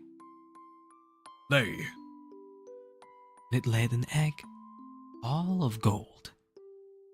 Then the ogre began to nod his head and to snore until the house shook. Jack crept out of the oven on tiptoe and caught hold of the golden hen and was off before you could say Jack Robinson. This time, the hen gave a cackle, which woke the ogre, and just as Jack got out of the house, he heard him calling, Wife, wife, what have you done with my golden hen? The wife said, Why, my dear? That was all Jack heard. For he rushed off to the beanstalk and climbed down like a house on fire. When he got home, he showed his mother the wonderful hen and said, Lay. But not in such a manly voice. And it laid a golden egg every time he said lay. Well, it wasn't long before that Jack made up his mind to have another try at his luck up there at the top of the beanstalk. One fine morning, he rose up early and got to the beanstalk and climbed and climbed and climbed until he got to the top.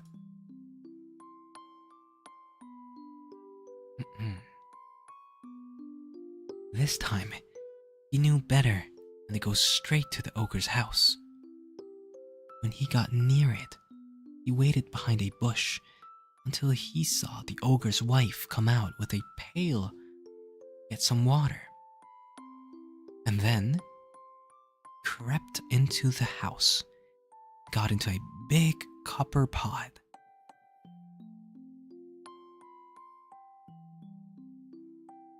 He hadn't been there long when he heard thump, thump, thump.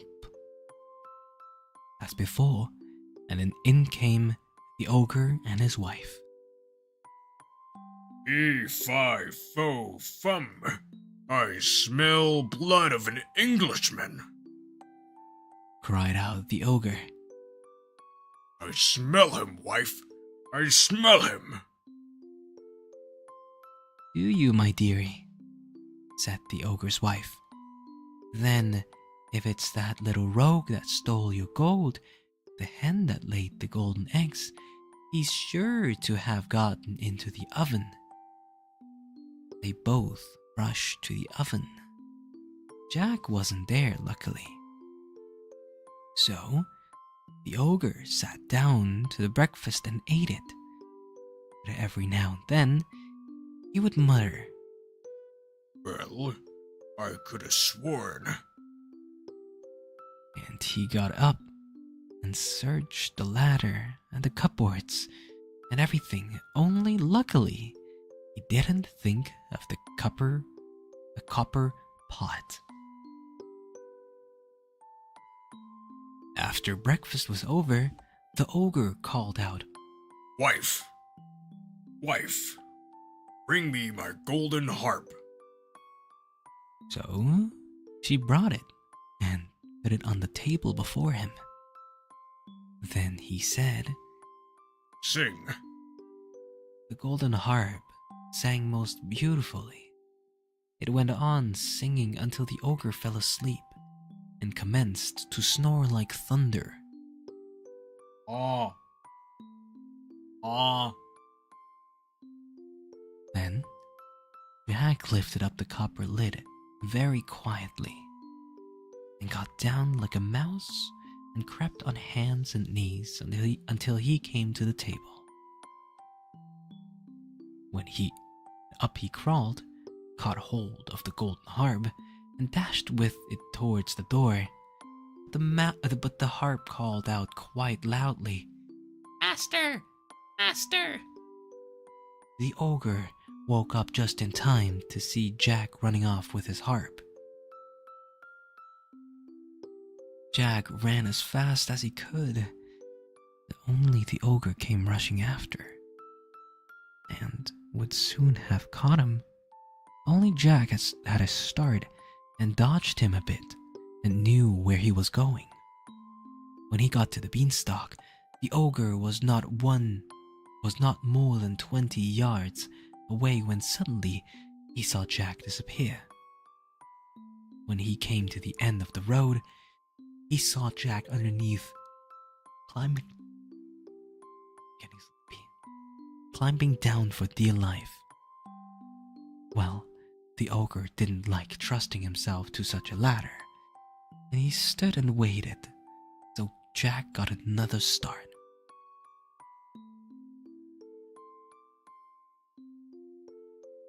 Just then, the harp cried out, Master! Master! and the ogre swung himself down onto the beanstalk, which shook with his weight. Down climbed Jack, and after him climbed the ogre. By this time, Jack had climbed down and climbed down and climbed down until he was nearly home. So he called out, "Mother, mother, bring me an axe, bring me an axe." His mother came rushing out with an axe in her hand, but when she came to the beanstalk, she stood stuck, still with fright, but as she saw the ogre with his legs through the clouds. Jack jumped down and took hold of the axe, and gave a chop at the beanstalk, which cut in half in two. The ogre felt the beanstalk shake and quiver. We stopped to see what was the matter. Then Jack gave another chop with the axe, and the beanstalk was cut in two. It began to topple over. Then the ogre fell down and broke his crown, and the beanstalk came toppling after. Jack showed his mother his golden harp, and with showing that and selling the golden eggs, Jack and his mother became very rich. Not as useful after all. And he married a great princess, and they lived happily ever after. Yay! Nice. Pretty nice story, actually. Wow. Bro's a thief and won in the end. What a story. Yeah, it tells you to always steal. Great story, isn't it? You know what I wanted to test out? Wait. I wanted to test out something. Just 1 second. Oh. I'm so sorry that was so loud just now. Wait, that was so loud. Oh my god.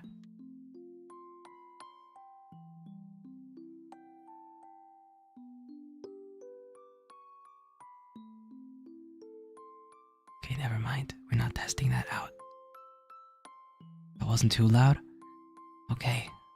It was pretty loud on my side. I'm sorry. Do you forgive me?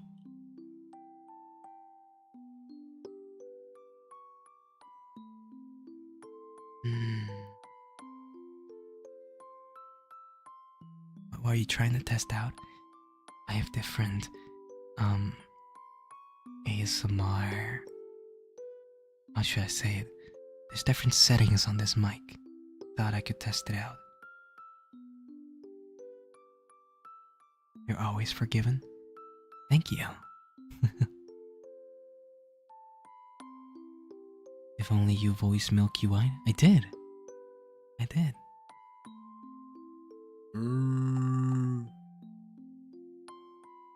Yeah.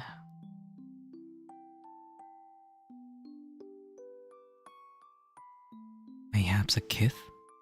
What's a kith?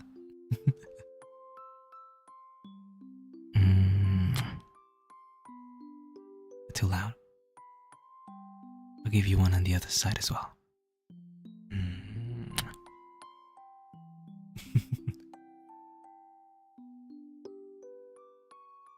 So, do you have any other stories that you'd like me to read? Any bedtime story is fine.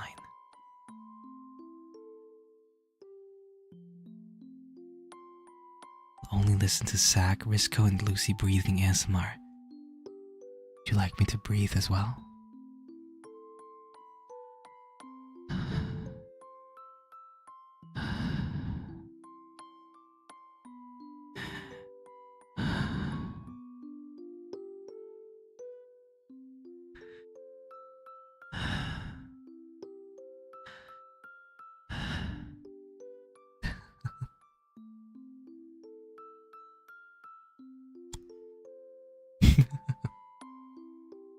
Hannah and the Dream, thank you so much for the hearts. Thank you, thank you.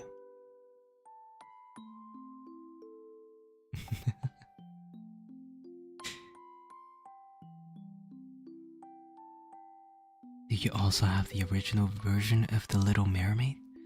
That's a good suggestion. Let's see if I can find it.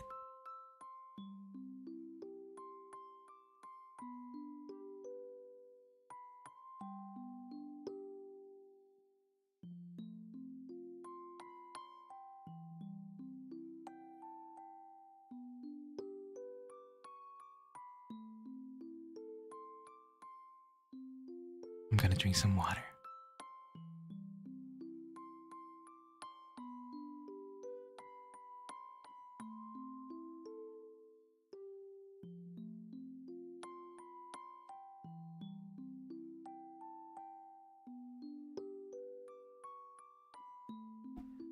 Okay, I just saw the original story of Little Mermaid is very long. Very, very long. So, I don't know if we can do that one.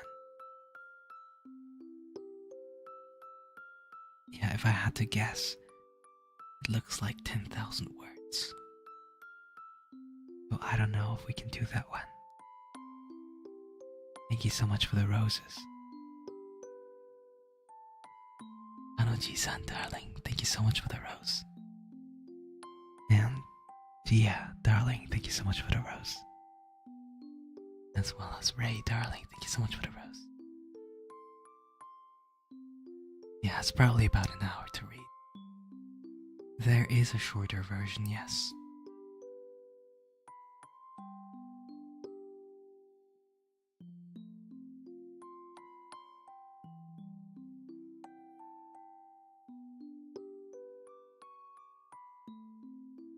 I kinda don't want to read it from this website, as it uses AI art.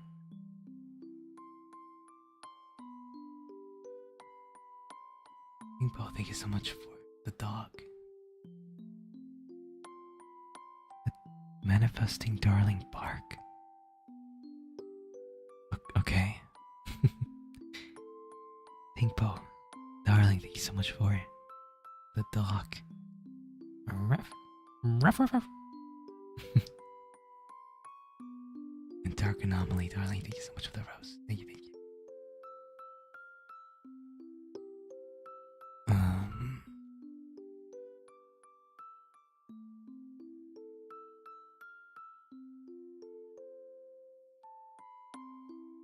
Yeah, there is a Little Mermaid story that is shorter. I don't know how close it is to the original, but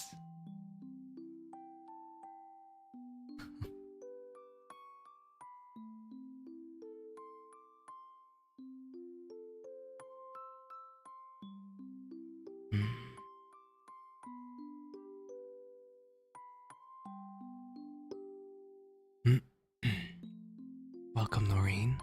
Welcome to the Elfmanship. Enter your emotes at your new badge. And Sweet Tori, darling, thank you so much for the rose. Thank you, thank you. Sal, thank you so much for the heart. as well as JK. Thank you so much for the heart as well. Well, I have two options for you. Either we read Little Mermaid, but a shorter version of it, or we read a different one. Olivia, thank you so much for the one gift drop. Thank you, thank you. And Sal, thank you so much for the coin. Thank you.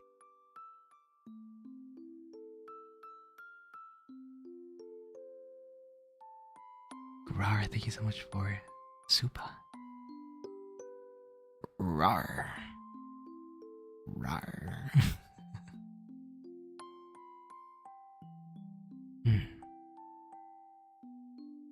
Okay. I can find a shorter version.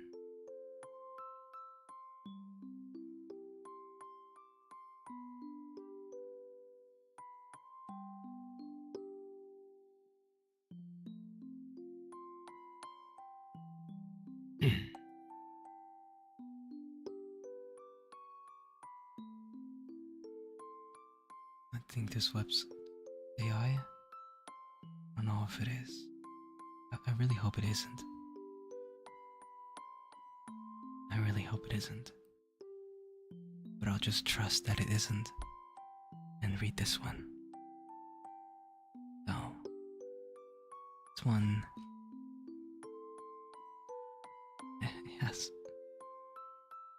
it has a rating of 4.2 stars.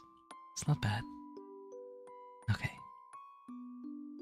Let's read this one. Once upon a time, far out in the deep ocean, where the water is very clear and blue, a sea king ruled the undersea world and the sea folk. The undersea world had beautiful trees and colorful flowers. There were beautiful sea creatures. And all sorts of fish too. Sea folk. It's me. The sea folk lived in harmony. The sea king, King Triton, lived in his sea castle with his mother and his 4 daughters. The castle walls were made of blue coral, and the roof shells opened whenever the water passed by.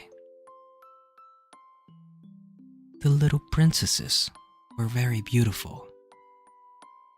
The most beautiful one of them all was the youngest princess.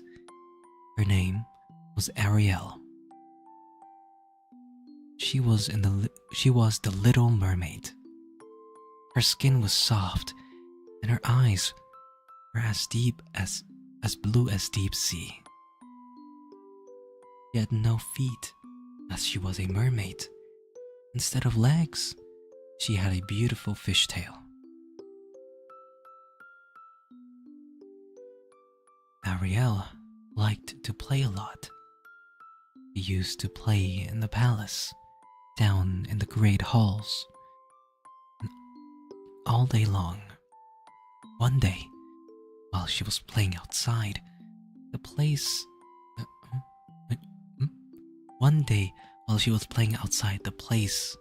in the big colorful garden, a small sculpture of a handsome boy sank down the bottom of a sunken ship.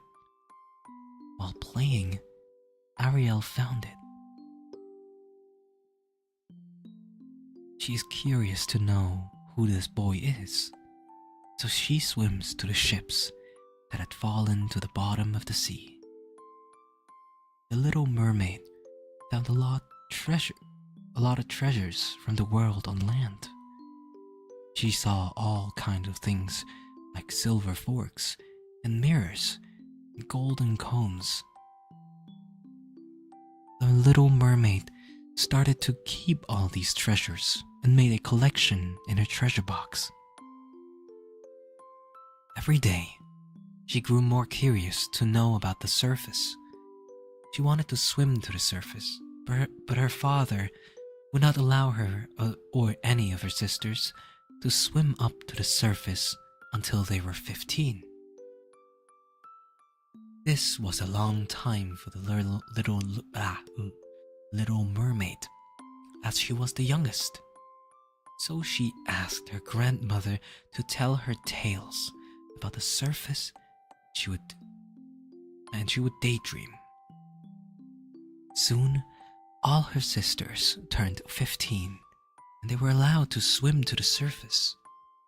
Whenever they returned, they would tell the Little Mermaid about the wonders and beauties of the surface, the humans. When it was the Little Mermaid's turn, oh my god. Excuse me. When it was the Little Mermaid's turn to swim to the surface, she was very eager and excited. She swam to the surface and found a ship swimming above her. She hurried to see the ship, but the crew was in trouble. It was a strong rainstorm, and the ship was about to sink. The ship dipped and swooped and rolled side to side. The Little Mermaid did not know what to do. She could see a very handsome young man trying to help everyone on the ship. The man was working hard to keep the ship afloat. She did not know he was a prince. Suddenly, the ship started to tip over, and the young prince fell into the sea. The Little Mermaid dove deep and fast and grabbed the prince. She swam to the water's surface as fast as she could, because she knew humans could not live underwater. She placed him on the dry sand on the shore and admired him. Suddenly, the young prince coughed and woke up. The Little Mermaid immediately hid behind a rock. He must not see her, a mermaid. The prince would never know that she saved him. The Little Mermaid became sad and swam back home. Her sisters asked about her adventure. She was too sad to say anything. If only she were human. The next day, Ariel swam to the surface and saw the prince strolling around with his dog. She immediately hid and swam back to the ocean. She had fallen in love with the prince. The sea witch, Ursula, saw her and asked why she was sad. Ariel wanted to be human so she could marry the prince.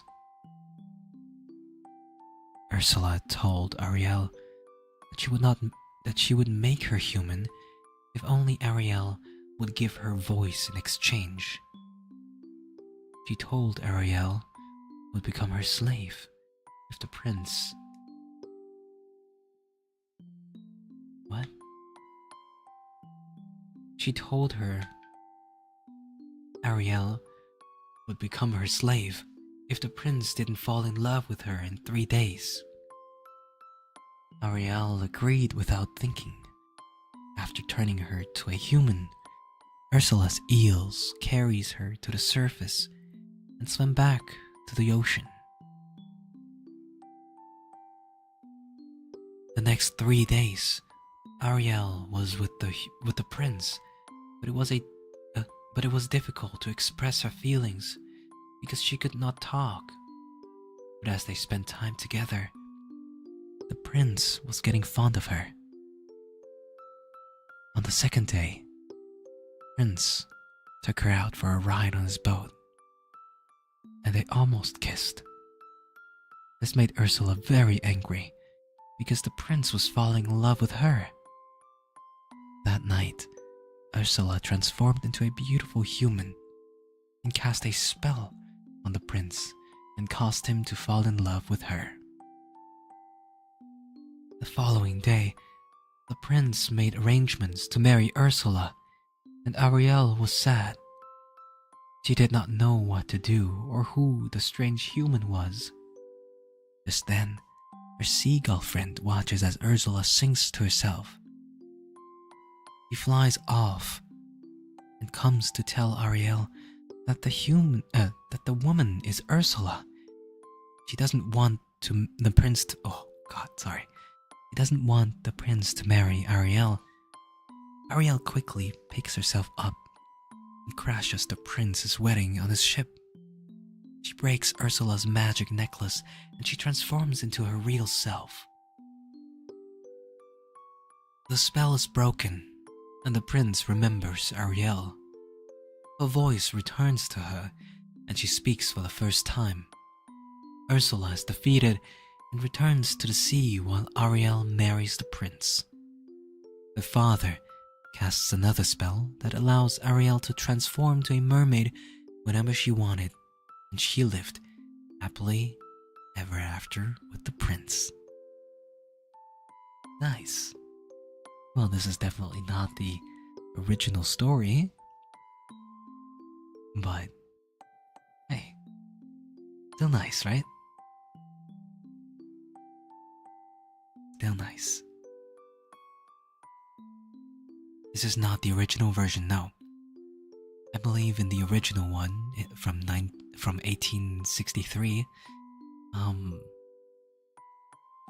Pretty sure there's no happy ending. It was the Disney version, but it's still so cute. Yeah, it was, I guess. Yes, it has a sad end. I believe at the end, she turns into sea foam because she was not able to break or to, get her voice back and marry the prince.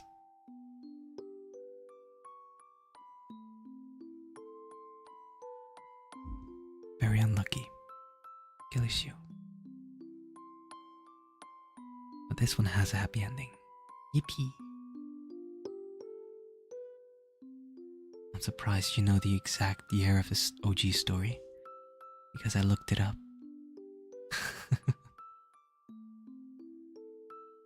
When I was looking up the original one. Sorry, 1836, not 63. Is Ariel your favorite princess? No. My favorite princess, Disney princess, is Rapunzel.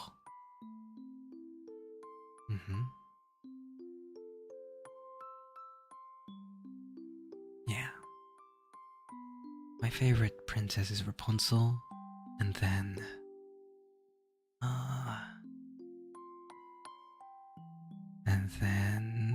probably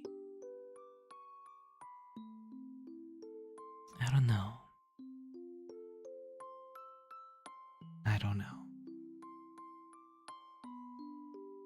I guess it's just Rapunzel. The other ones are whatever. You mean your favorite princess isn't Dewdrops? Are you from Disney? Don't worry. You are my favorite princess, of course.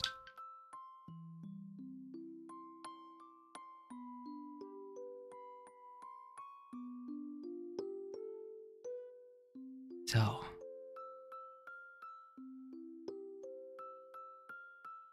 oh yeah, Bella's really good too.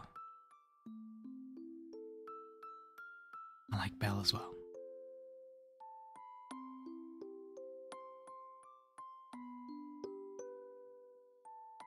So, I saw somebody request Cinderella. I know the original one. The original Cinderella was it was a very cruel story. So I don't know if you want to have the original Cinderella.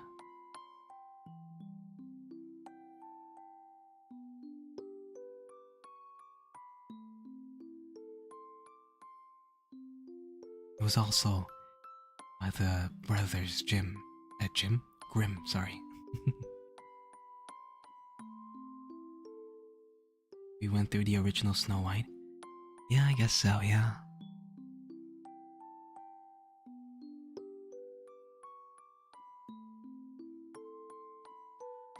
Brothers Jim A. Alright. Well, Cinderella is not that long, so we can do that one as last, okay? Let's do that one as last. The last story of today. Is that gonna be fine?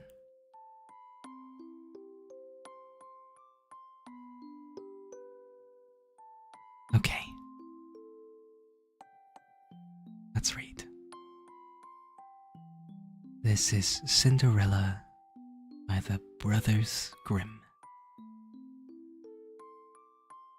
A rich man's wife became sick, and when she felt that her end was drawing near, she called her only daughter to her bedside and said, "Dear child, remain pious and good, and then our dear God will always protect you, and I will look down on you from heaven and be near you."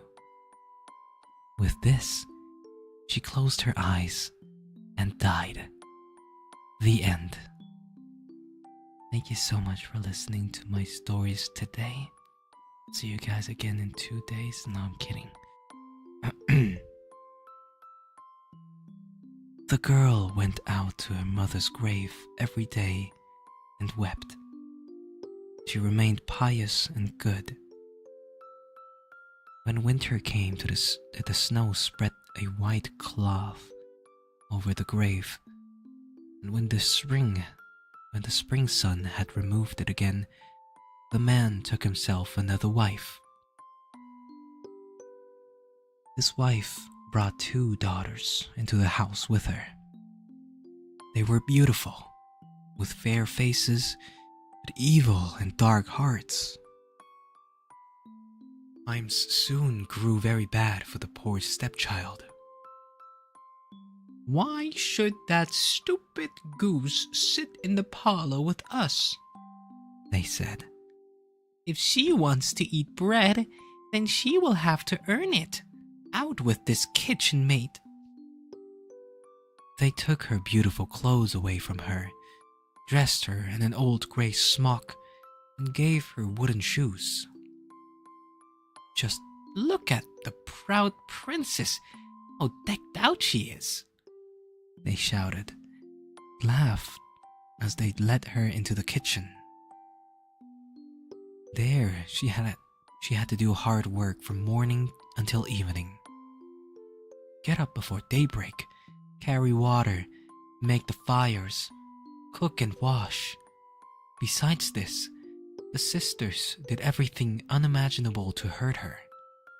They made fun of her, scattered peas and lentils into the ashes for her, so that she had to sit and pick them out again. In the evening, when she had worked herself weary, it was no bed for her. Instead, she slept by the hearth in the ashes. Hearth? By the hearth in the ashes.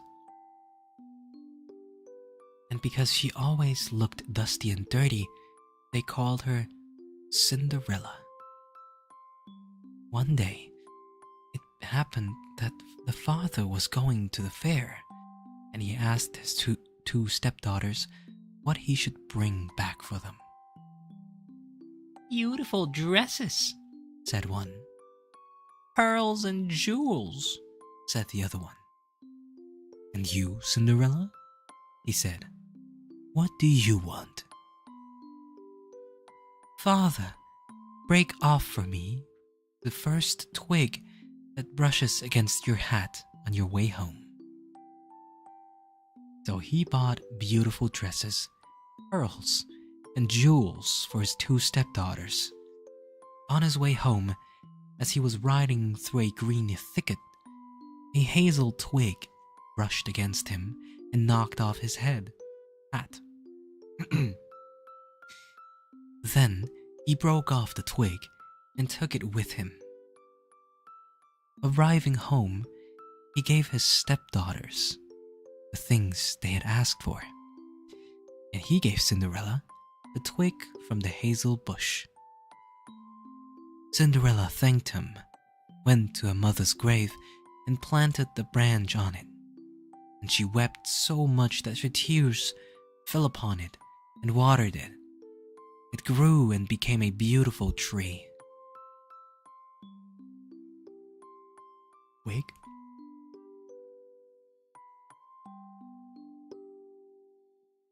Cinderella went to this tree 3 times every day, and beneath it she wept and prayed. A white bird came to the tree every time, and whenever she expressed a wish, the bird would throw down to her what she had wished for. Now, it happened that the king proclaimed a festival that was to last 3 days. All the beautiful young ladies in the land were invited, so that his son could select a bride for him. When the 2 stepsisters heard that they too had been invited, they were in high spirits.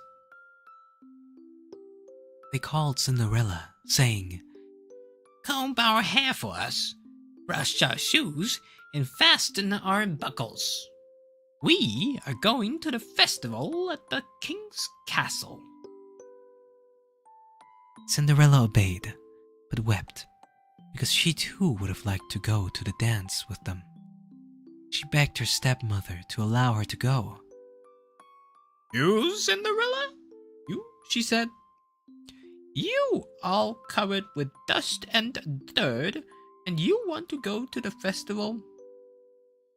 You have neither clothes nor shoes, and yet you want to dance." However, because Cinderella kept asking, the stepmother finally said, "I have scattered a bowl of lentils into the ashes for you. If you can pick them out in 2 hours, then you may go with us."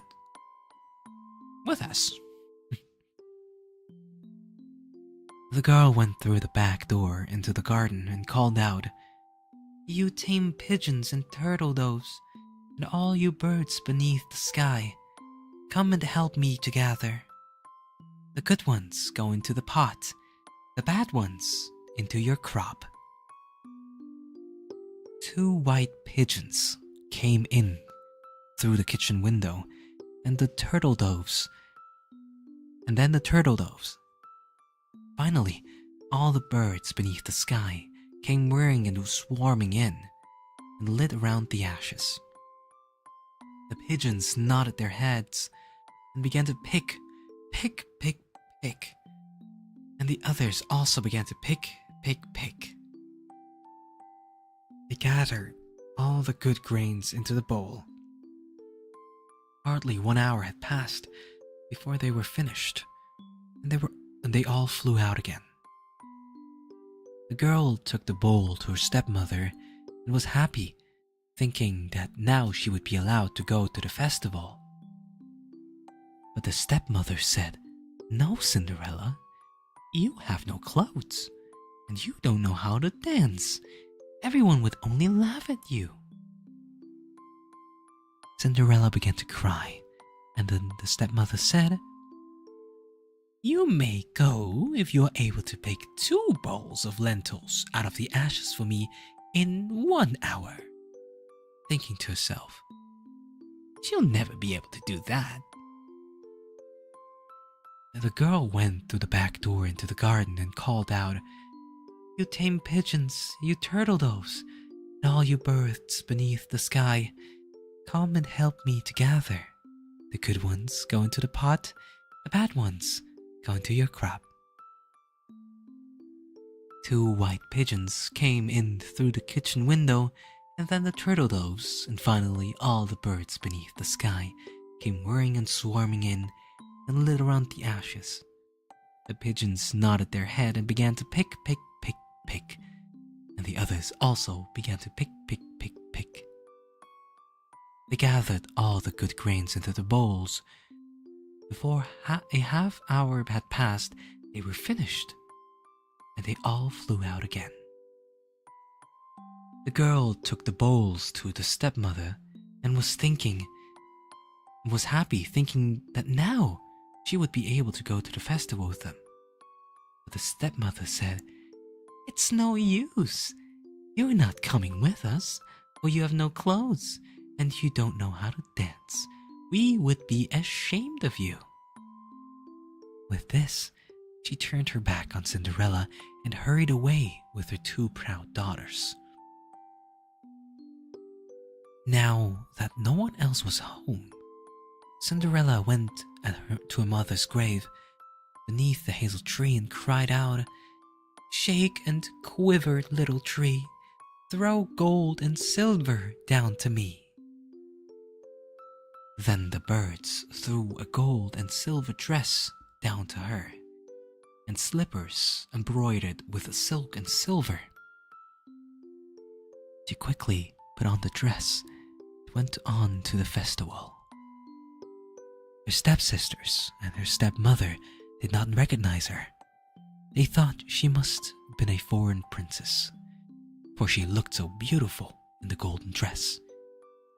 They never once thought it was Cinderella, for they thought that she was sitting at home in the dirt, looking for lentils in the ashes. The prince approached her, took her by the hand, and danced with her. Furthermore, he would dance with no one else. He never let go of her hand, and whenever anyone else came and asked her to dance, he would say, "She is my dance partner." She danced until evening, and then she wanted to go home, but the prince said, "I will go along and escort you," for he wanted to see to whom the beautiful princess belonged to. However, she eluded him and jumped into the pigeon coop.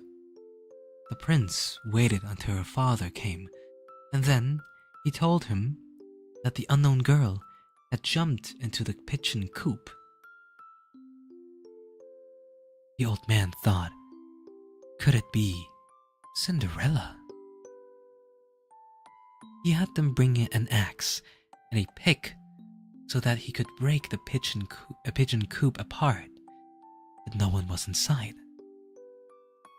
When they got home, Cinderella was lying in the ashes, dressed in her dirty clothes. A dim little oil lamp was burning in the fireplace. Cinderella had quickly jumped down from the back of the pigeon coop and had run to the hazel tree. There she had taken off her beautiful clothes and laid them on the grave, and the birds had taken them away. Then, dressed in a grey smock, she had returned to the ashes in the kitchen. The next day, the festival began anew, and her parents and stepsisters had gone again. Cinderella went to the hazel tree and said, "Shake and quiver, little tree, throw gold and silver down on me." Then the birds threw down an even more magnificent dress than on the preceding day. When Cinderella appeared at the festival in this dress, everyone was astonished by her beauty. Prince had waited until she came, then immediately took her by the hand and danced only with her. When others came and asked her to dance with them, he said, "She is my dance partner." When evening came, she wanted to leave, and the prince followed her, wanting to see into which house she went. She ran away from him and into the garden behind the house. A beautiful tree stood there, on which hung the most magnificent pears. She climbed as nimbly as a squirrel into the branches, and the prince did not know where she had gone. He waited until her father came and said to him, "The unknown girl has eluded me, and I believe she had climbed up the pear tree." The father thought, could it be Cinderella? He had an axe brought to him and cut down the tree, but no one was in it. When they came to the kitchen, Cinderella was lying there in the ashes as usual, for she had jumped down from the other side of the tree, had taken the beautiful dress back to the bird in the hazel tree, and had put her on her grey smock.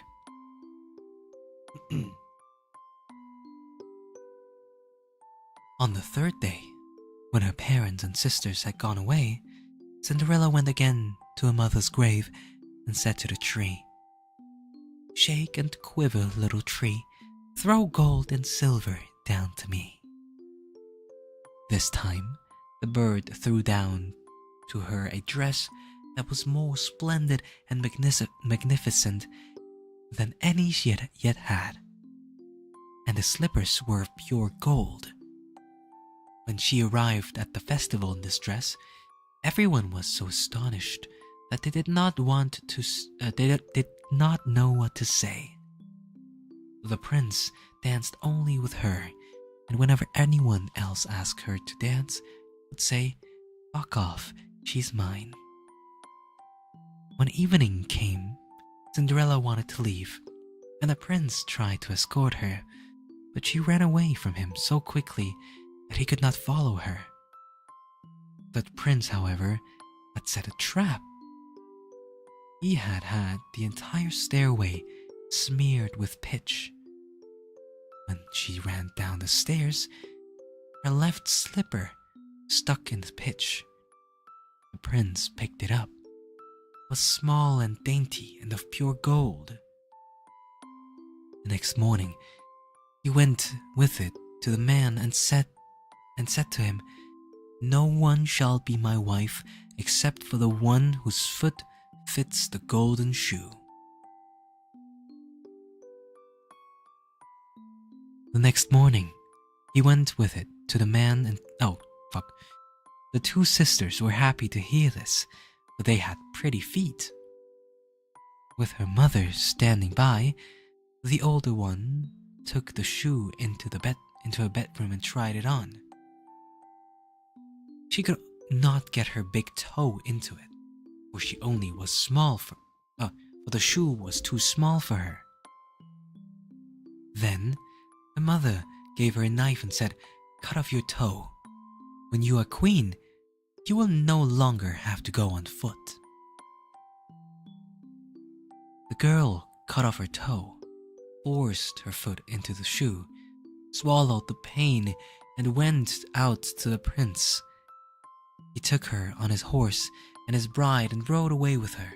However, they had to ride past the grave, and there, the hazel tree, sat two pigeons crying out, "Roke-de-goo, roke-de-goo. There's blood in the shoe. The shoe is too tight. This pride is not right." Then he looked at the foot and saw how the blood was running from it. He turned his horse around and took the false bride home again, saying she was not the right one, and that the other sister should try on the shoe.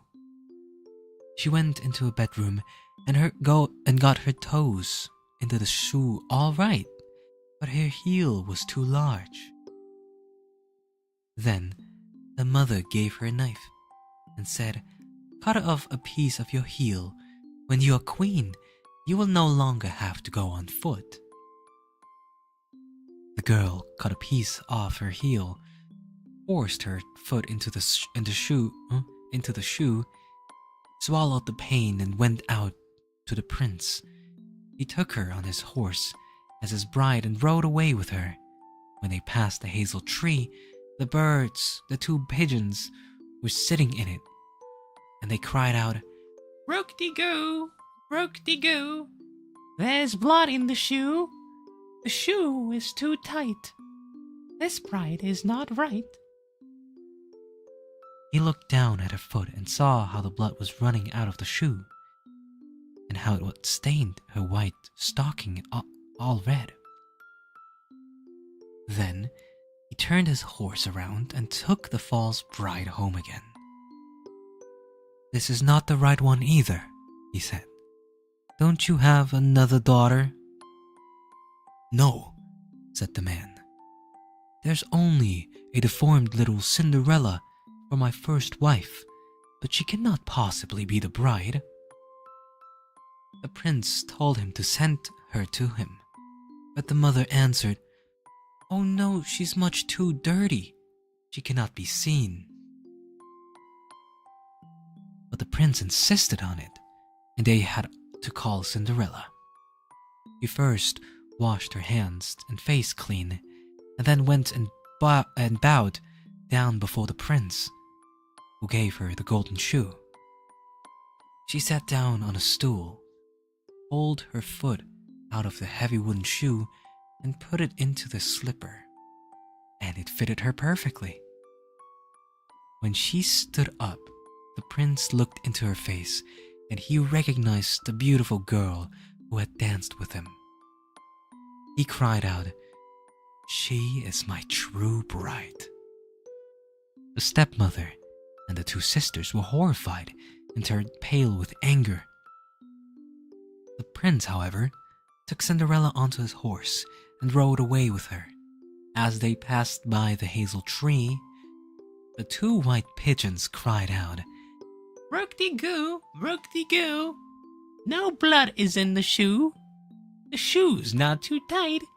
This bride is right.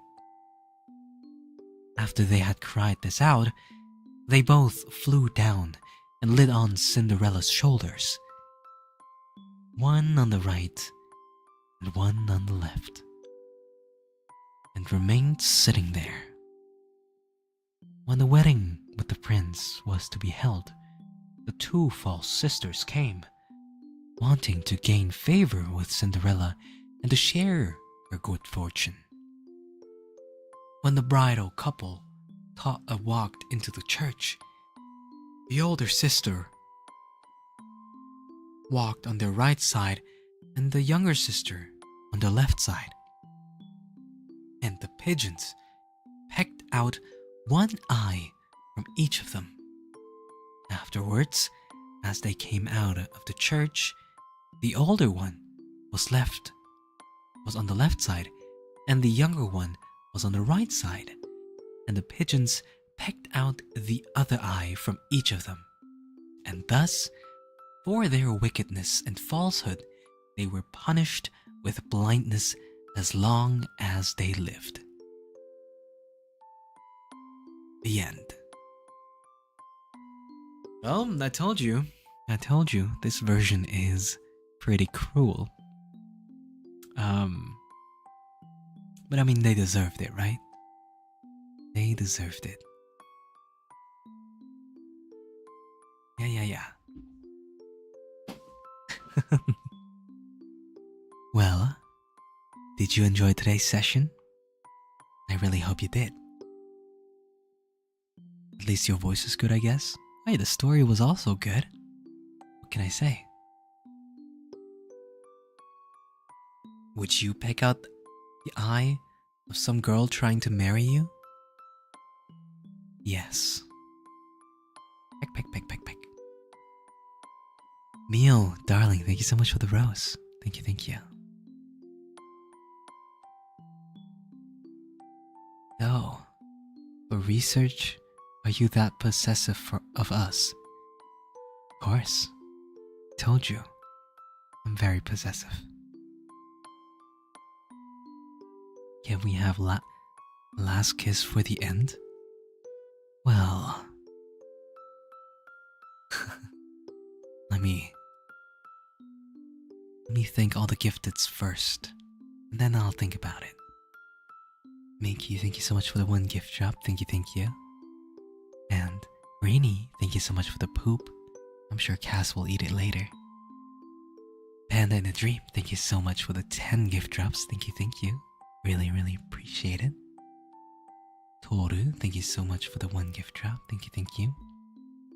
And Aura, thank you so much for the 5 gift drops. Thank you. Sal, thank you so much for the 1 gift drop. And Rebecca, thank you so much for the 1 gift drop as well. Yuki, thank you so much for the 5 gift drops. And Toru, thank you so much for the 1 gift drop. Again, thank you. And Sal, again, thank you so much for the 1 gift drop. Thank you. Gia, thank you so much for the 5 gift drops. Thank you so much. And Aura, thank you so much for the 1 gift drop. Again, thank you. Rahav Queen, thank you so much for the 3 months. Welcome back. ASMR at 9 PM. Hi Cass, hope you're doing good.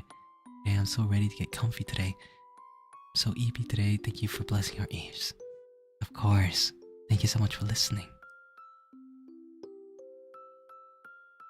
I think that was everybody. Bunox, thank you so much for the rose. Sorry, Bunox Darling. Thank you so much for the rose. And Dark Anomaly, thank you so much for the 1 gift drop. Thank you. Sweet Tori, thank you so much for the super. Thank you for the sleep stream. I'll try to sleep tonight. Hopefully. Sweet dreams. And Lenneth, thank you so much for the remember. Welcome back. Really, really appreciate it. Glad to have you back. And Gia, thank you so much for the glizzy.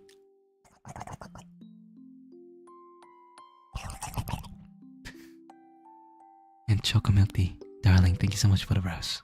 Thank you.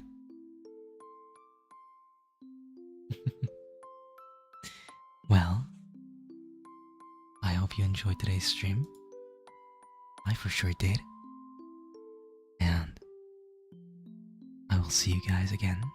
Or, well, Cass will see you guys again in 2 days. And, wait, what is he gonna be doing? Curious. Let's check it out. Oh, Whispers of the Forest. That's nice.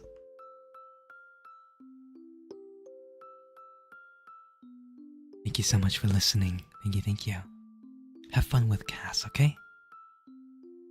I'll see you again on Sunday. Bye-bye, everybody.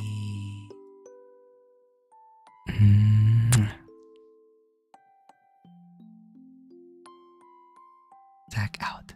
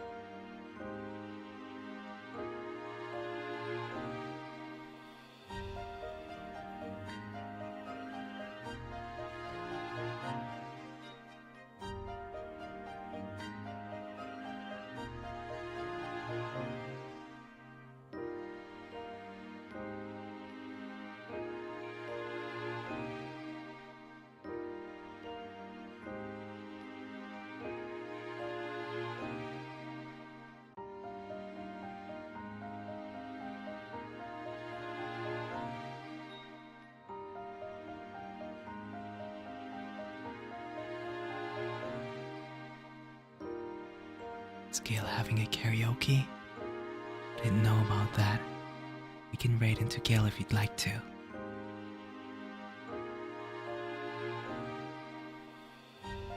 But I'll have to prepare that. 1 second. Please stay. Oh yeah, and don't forget to like and subscribe. Okay? Thank you. Mwah.